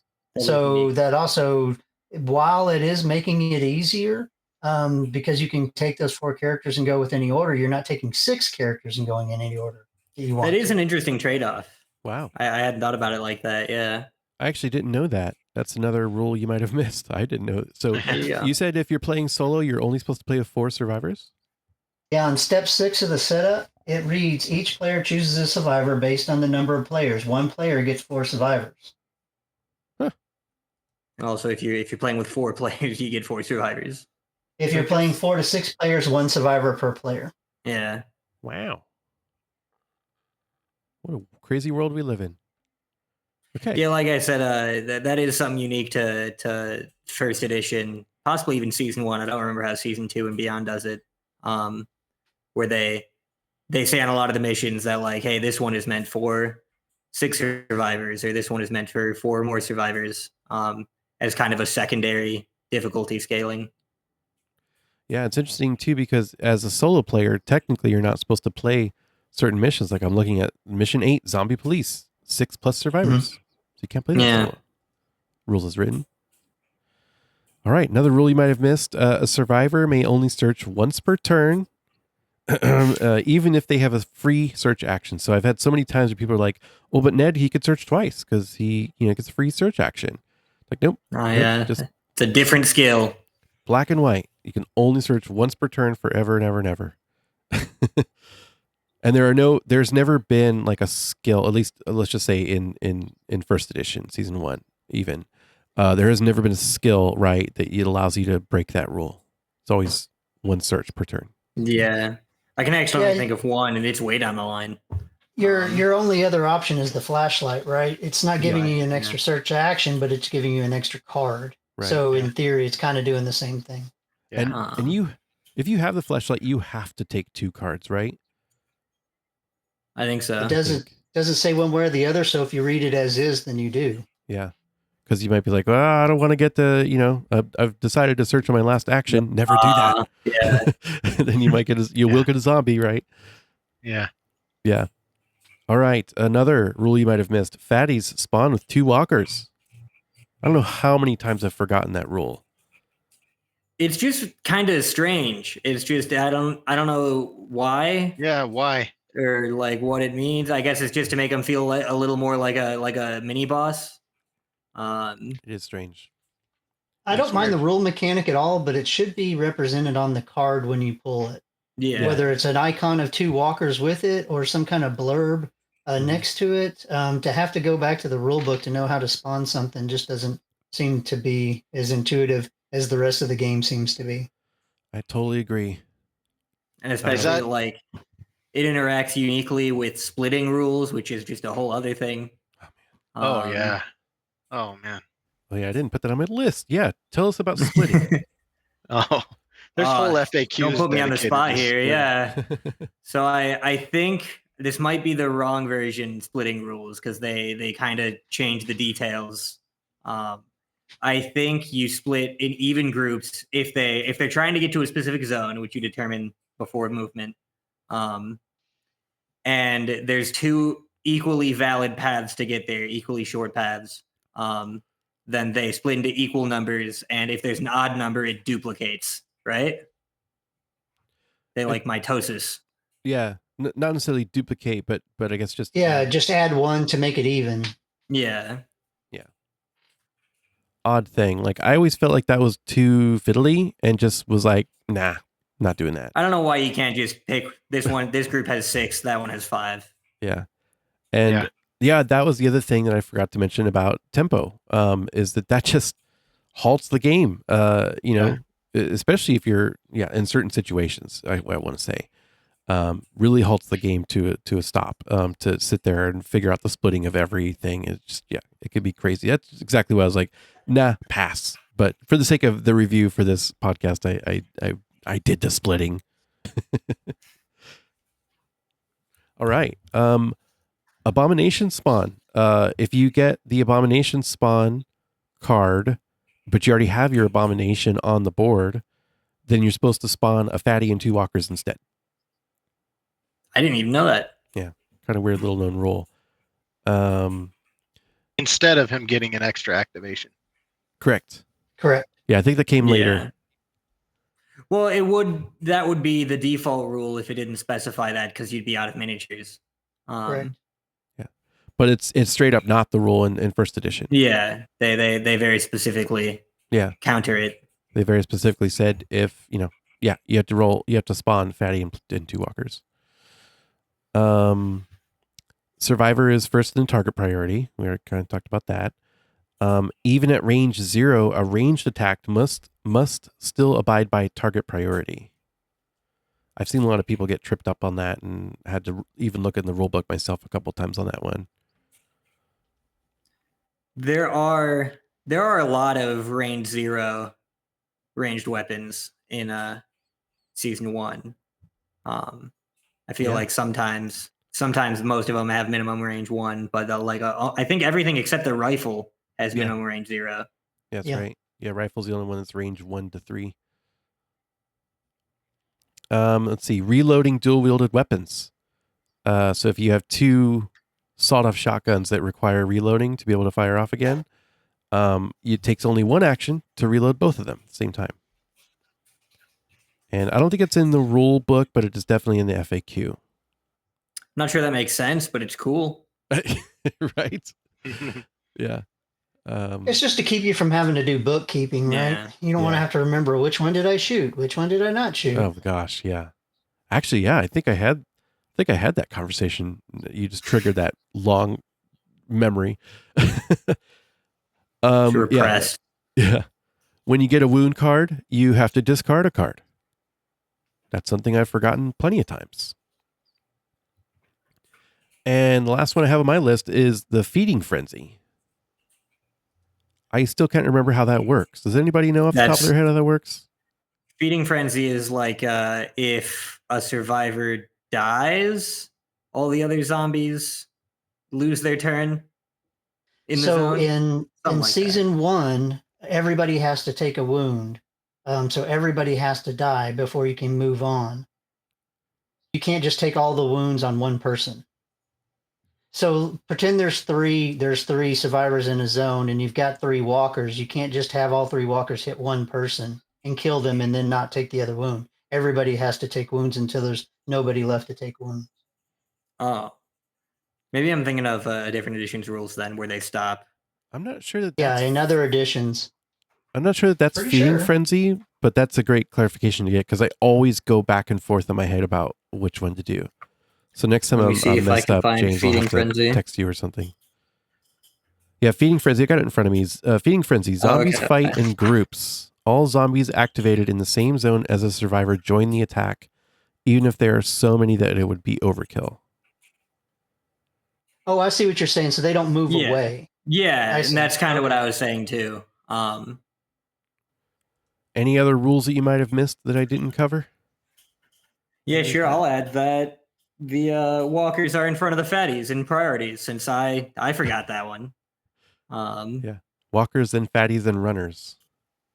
Which I guess just makes it so their two walker companions act as bodyguards. So it's the fatty is more of like an event, Yeah.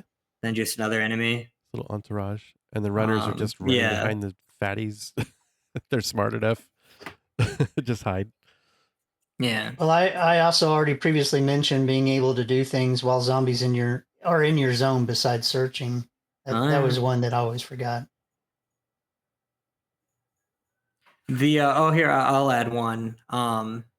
The extra activation on running out. I have seen people forget that and think just nothing happens. They do explain it several times in the rulebook. So I don't think anybody well versed would forget it, but I have seen people just kind of assume, oh, we're out. That means they don't spawn. Yeah. Yeah, that would definitely be a 'Cause house that- rule to make it easier. Yeah, they can get rough if you have like because you can get like 4 or 5 extra activations in a turn. Yeah, that's the way to die. I've definitely lost the game that way. It's not my favorite. Yeah, it's very. I mean, it's incentive to keep killing them, keep their numbers low. Yep. Mhm. Don't just run away. That's the not the name of the population game. down. Yeah. Yeah, sir. I've heard people complain that you can just camp out in buildings searching all game long. Well, if you do that, there's going to be consequences. Yeah. Yep. Yeah, it Yeah, kind of that's good. naturally balances itself out. Yeah, it's a great balancing mechanism. So I got one. So this is from one of the FAQs.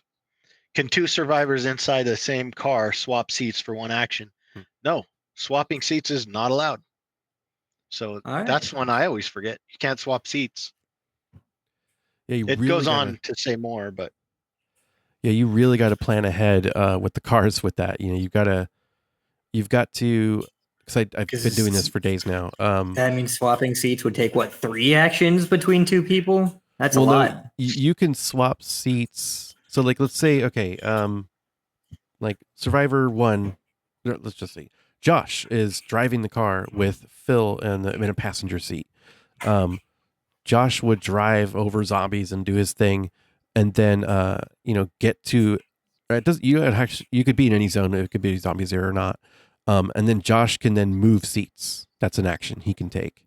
And then on Right. Phil's yeah, so turn, you can move seats. Yeah. But so you can swap what seat you're in, but you Mhm. can't swap seats with another survivor, Right. basically. Yeah. So both survivors have to take an action for Yeah. that to happen. I guess You I'll got to do it say in the right order. Like the driver has to Right. go first, and then yeah. swap to a different passenger seat. Yeah. By the end of his turn, so that someone else in the car can swap to the driver's seat. So if all the slots in the car are occupied, nobody's moving. Yeah, you're screwed. Somebody has to get out of the car. Yeah. Basically. I guess on a similar note, and probably part of what causes that confusion for a commonly forgotten rule is that if you trade with someone using their action, you still get to rearrange your inventory. Oh yeah. Yeah, that's a good one. So, yeah. Good to bring up. What makes this Zombicide unique from all the other Zombicides? So yeah, as far as I don't have much for season 1, but for first edition as a whole, I think there's a lot that goes into what Ty touched on, just kind of the horror vibe, the difficulty increase, the commitment to kind of lower level weapons instead of there being enough rocket launchers to go around. All the stuff we just talked about how fatties, but both don't spawn until later and come with like a larger threat. They come with guys that you can't even attack them until you get through their guys. All over, it just makes it more of a kind of an apocalypse with you survive one situation, the next one's around the corner, instead of you kind of just need to get there. The zombies are in your way. The only thing stopping you is it takes more than one turn to walk over there. Yeah. I wanted to add too that the Zombicide is it takes 2 wounds for a survivor to die. Yeah. I think it's the only Zombicide that is the case. I might be wrong. The wound card mechanic entirely is interesting. Yeah. I do like that you have to, because it gives you a reason to kind of hold on to the more useless items, because you have to drop something. So right. like bag of rice is better than your shotgun. Yeah, that's true. That is a good incentive to just keep that bag of rice on you, because a zombie's going to take that from you rather than your pistol. The Zombicide First Edition, who is it for? What kind of players? This is definitely largely in part because of the difficulty and some of the time investment in setting up. It's definitely less casual than the other Zombicides.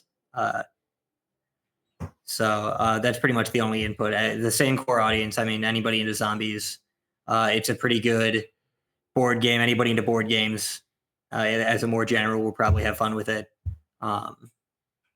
Yeah, I definitely agree. Someone who wants more of a survival game than like an action. I mean, this is still an action, dice chucking, run and gun kind of a game. But it's definitely more of a survival game as well. On the flip side of that, I think the game is. I'm sorry. Go ahead. No, go ahead. I was just going to say, I think it's definitely for fans of the Zombicide apocalypse aesthetic, and co-op games. It's great as a solo game, but in a group, it's really great. On the surface, it's a beer and pretzels game that gives the players the chance to be really thoughtful tacticians, or you can just be a crazy berserker hero, depending on your dice rolls. That's who I think it's for. And then who would you say Zombicide First Edition specifically is not for? For me, I'd say anybody who has newer editions of Zombicide, probably not worthwhile to go back and get this one, honestly. If we're talking about, since we're talking about specifically season 1, I'd say that's true, because I mentioned it a little bit earlier when we were talking about how hard it is to pick this up versus maybe season 2. I don't know if this really offers anything specifically that the rest of First Edition doesn't, because they always come with the generic zombies of each type, and I guess you'd be missing out on the classic survivors. But I mean, Second Edition has those now.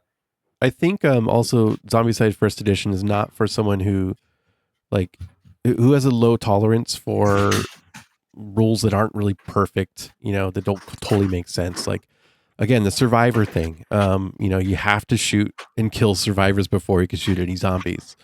There's that friendly fire aspect. I'd say anyone very opposed to house rules in that same vein, because it's very much, especially this one, very much a house ruling game. Yeah, I don't know if playing with that rule, I don't know if the game's for anybody. That rule. I'm actually maybe the one guy who's like, I'm fine with that rule. And my game group that we played our mission with, they were fine with it too. I was like, hey, this is an old game. We're playing it as written, and we're doing it for the podcast. And they're like, yeah, sure, that's fine. And nobody questioned it. And I usually just kind of hand wave it by saying, like, this is the game's way of saying, like, don't do that. Like, you're not supposed to shoot it. Like, you're just don't, instead of them making a rule. Here's my thought. Like, CMON, when they're designing the game, or Guillotine Games, they're like, okay, we want to make a rule that you're not allowed to shoot in a zone with survivors. And they're like, no, that's stupid. Everybody's going to hate that. So it's like, oh, how do we make it so they can, you have to kill survivors first. Like, that's the best thing they came up with, I guess. But it does make it more interesting and makes the game much more tactical. They have to approach it that way. And it can make it more cinematic because maybe you're like, this is our last ditch effort. This is the only way we're going to make it. Sorry, Josh, you're going down. And I'm going to take the other, zombies with you, kind of a thing. So Yeah, for a game mechanic point, it makes perfect sense. It puts an emphasis on melee weapons. If you think about it, most people naturally are just going to grab a gun and stay 100 feet away from something and shoot it. So you got to get people motivated to get in there and make melee weapons, more useful. Like, it can't just all be about getting guns and shooting stuff. Right. And so that's one way to balance that out. Plus, it also gives you the ability to add in different skills like sniper skill. To now make that useful. Otherwise, what's the point? Yeah. Sniper becomes incredibly powerful for that reason. Yeah. Yeah. I mean, for me, I'd say this game is definitely not for people who take their gaming too seriously. I don't consider this a serious game. If you don't appreciate the randomness of dice rolls, you're not going to like this game. If you don't like co-op games, you're not going to like this game. If all you like is competitive games, this is not the game for you. And the seriousness definitely also contributes to we need to have a 2-hour strategy discussion before we take our turn. Right. I think there's some middle ground there. Definitely. It's available. Like the house rule, I think most people come up with instead of that targeting priority is that you hit other survivors on a miss. Oh man. So there's still like a risk involved, right? There's still like, do I really want to do this? Because if I miss, I'm hitting my buddy. So I think there's some balance there where you can still have the cinematic and the strategy, but also make a little more narrative sense. Yeah, because the way it is, it feels like you're aiming at your friends. Yeah. I've seen that house rule online like a million times, and I finally tried it. I was like, this is worse. Really? Yes. Okay. Have you guys ever We do it on that? double miss. Yeah, we do it on double miss. We play it where if you miss, you roll again, now attempting to miss your friends. How fun. So if you miss the first time, you just miss the zombie. If you miss the second time, you miss so bad that you hit your friend. So whoever Murphy is of Murphy's Law, like, he is tuned into this game because Doug will never draw a dual wielding weapon ever in the whole history of Zombicide ever. I actually in my book club mission, I saw that happen for the first time the entire time I've played Nice. Zombicide, where Doug drew a dual wieldable weapon. So it's only so similar once. Story. It was played by myself the first mission, as I previously discussed, and Doug is my least favorite character out of the core 6. And I had him search for the very first turn. He pulls an Uzi, and I was like, huh? Hey. I don't even know what that means. What does it mean if he pulls an Uzi? I'd never seen it before. That's awesome. Needless to say, he was the first to go orange that mission. Yeah. I'd hope so, yeah. He's kind of my least favorite too, but when you get him at higher levels with the right weapons, he's a beast with the skills. But anyway, tangent aside, so just back to the Murphy's Law, like if you're doing a house roll, you will miss. Like whenever you're trying to miss in rare occasions, like I only want to hit a certain number of zombies, not all of them, so I don't get to orange right now. You won't miss. Like you will hit them and you will get to orange right now on the thing you didn't want to do. And like if you're rolling for misses or even for ones is another house rule I've seen commonly of like, okay, only on ones do I hit my friend. It's like, well, you'll only roll ones. It's just so funny how that works. So to me, that's way worse. And I'm like, wow, I lost so many solo kind of playthroughs tinkering with that house rule. And like, okay, I'm not going to bring this to real people in real life because we're going to have a terrible time. I'm going to host a bad game night if I do that. All right. Favorite thing about this Zombicide, Schmedley? Favorite thing, I've mentioned it a few times now. I do really like, it changed a lot more than I thought it would, that there's different zombie types per spawn level, per adrenaline level, or color. I don't know what it's called. It's called adrenaline level in the future. Danger level. The danger level. Thank you. Where it's all walkers for blue and a lot of yellow. Fatties show up occasionally, and it makes them more of like, oh no, there's a fatty. Whereas later on, it seems like runners and fatties and walkers are all just kind of together, and that makes walkers just kind of feel lesser, instead of them being the bulk of the horde, with the other two being special, like they are in this one. James, what's your favorite thing about this version of Zombicide? Really, it's the AI of the enemy and the sandbox nature of the game. I'm just so impressed with, while it's absolutely predictable what the zombies are going to do, it just works. There's no you really having to think about what they're going to do. You, like I said, playing in a group, you really feel like you're playing against the game. And I really like that. That's probably my favorite thing about Zombicide.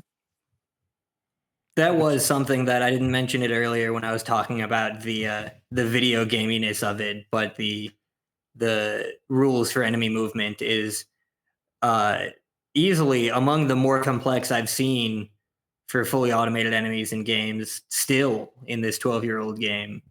And they do work really well. Yeah, if we're just talking about the core box, I just have to think of it in the context of when it was released, that there weren't any other games like that. If I compare it to the other later editions of Zombicide, it doesn't have much to offer, but on its own, when it was made, I mean, you had to get this game, right? Yeah. Okay, least favorite thing about this game, Schmedley. I mean, I guess it's between setup and the ID cards. I'd say setup is worse, just because it's just filled with, and it probably would get better if I played more of this, but just coming back to this after how good we have it is just like, oh, the tiles. And then I look at the rulebook, I'm like, oh, there's no diagram.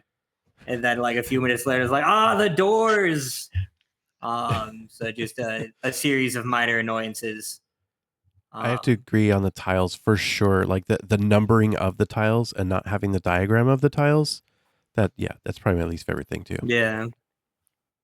I have to say probably just some of the more broken rules that they fixed like immediately afterwards.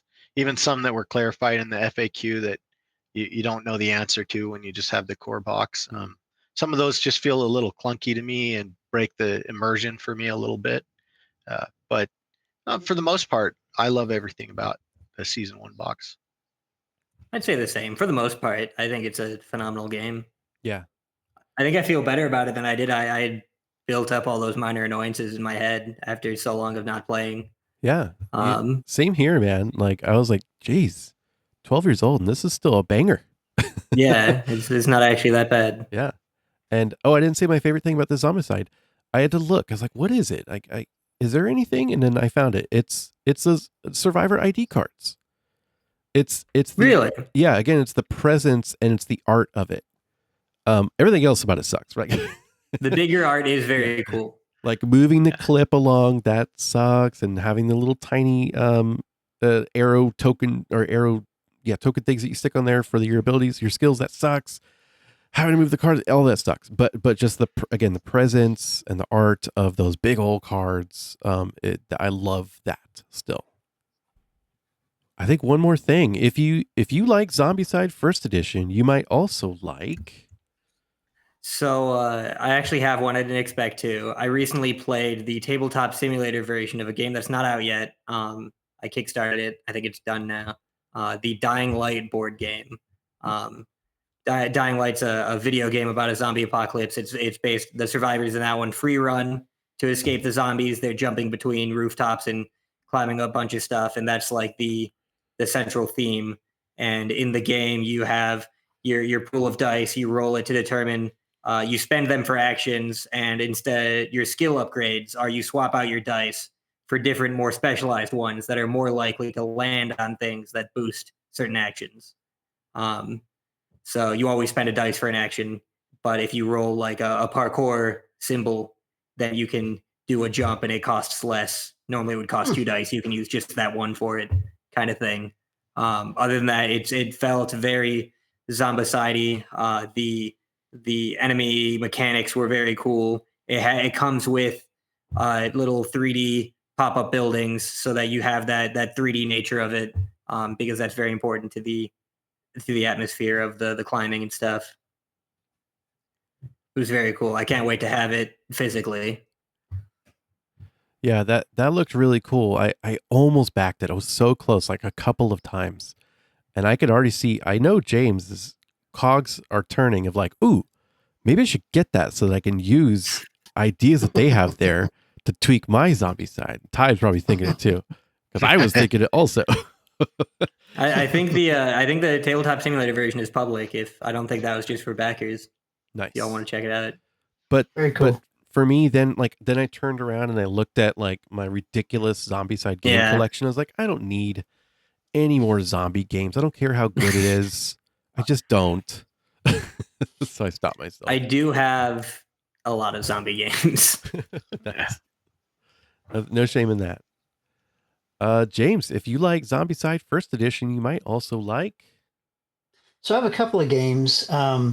For your co-op type games, definitely Pandemic. If not the first version, then I would say the Fall of Rome and the Star Wars Clone Wars game, only because those versions of Pandemic introduce a dice mechanic, which is going to be a little bit more similar to a Zombicide type game, whereas Pandemic by itself, it's not so aggressive, where you have some more aggressive fighting type stuff going on, but still a co-op game, fun and simple, and no miniatures to paint.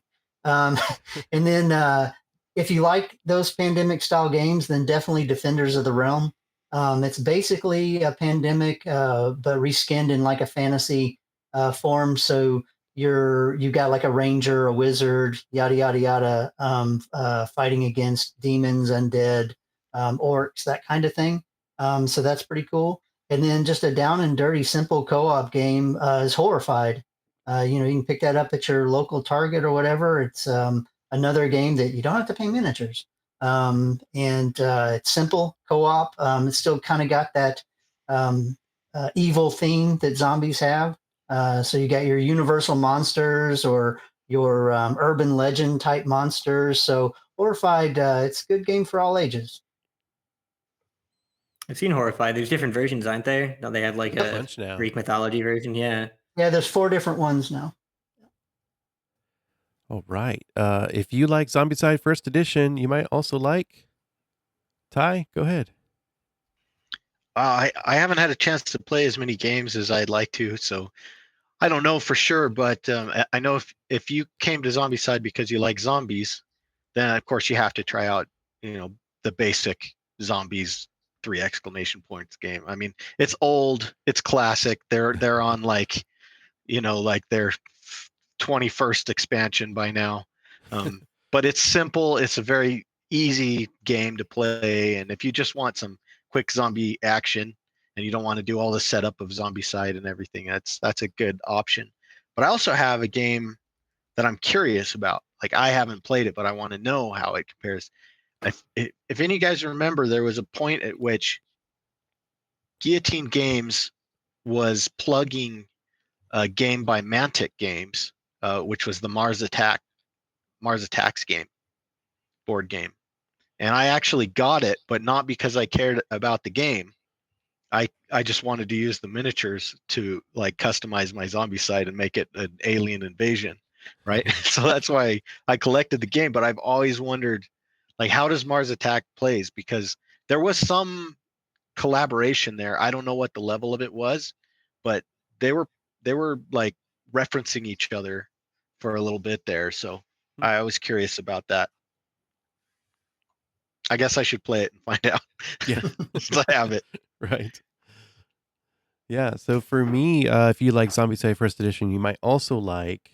I feel like some of them, maybe I should save for the fantasy section, like from Black Plague more so, just theme wise. But they're also Simon games. But I'll also mention Rum and Bones.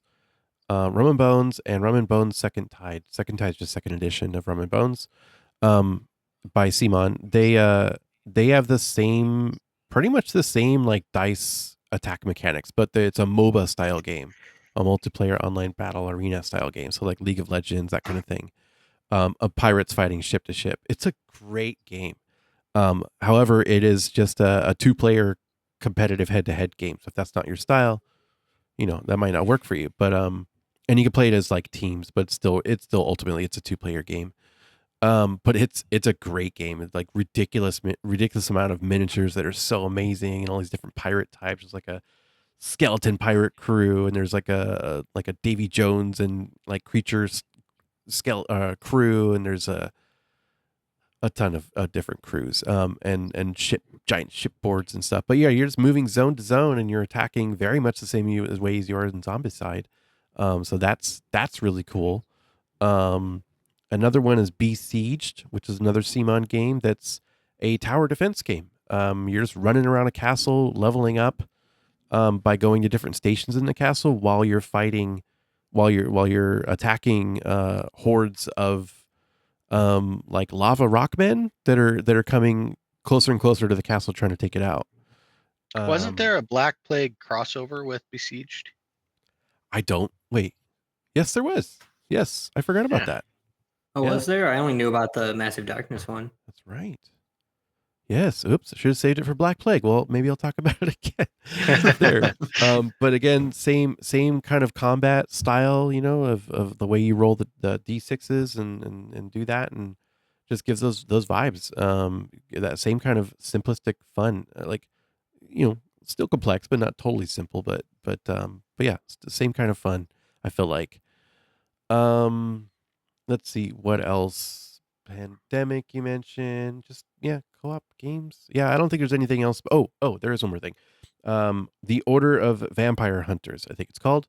I still haven't played it yet. I have it. I meant to try to play it before this review. I didn't get time, but maybe I can hop on that later. But from what I've heard from many different reviews, for why I got it is because it's basically Zombicide but with vampires, but there's different kind of like things that happen when they're sleeping in their coffins and different mechanics that I cannot remember. But if you're interested in that, or if you want to, hey, cannibalize a game for vampire things to throw in to mix with your Zombicide stuff, that might be a good one. Yeah, that's what I have. That's what I have for that. All right, we hope you enjoyed our review of Zombicide First Edition core game. There is a lot to talk about, with just this core box. So we actually decided to split the Kickstarter stuff and the expansions and all the content there into a part 2. So that'll be the feature of our next episode in a couple of weeks. In the meantime, if you have any questions, comments, or just want to get in touch, you can reach us at zombicidefans@gmail.com. So that brings us to a close on the episode. Thank you so much for listening or watching. Good night, everybody. Have a good one. Happy gaming. Be excellent to each other. Thanks again for listening to the Zombicide Fans podcast. Zombicide Fans is an unofficial podcast and is not affiliated with or endorsed by CMON or Guillotine Games. You can listen to the show on all major podcast listening platforms and on YouTube. You can reach us at zombicidefans@gmail.com. The podcast is hosted at zombicidefans.com, where you can find and contribute to a ton of amazing community-submitted content.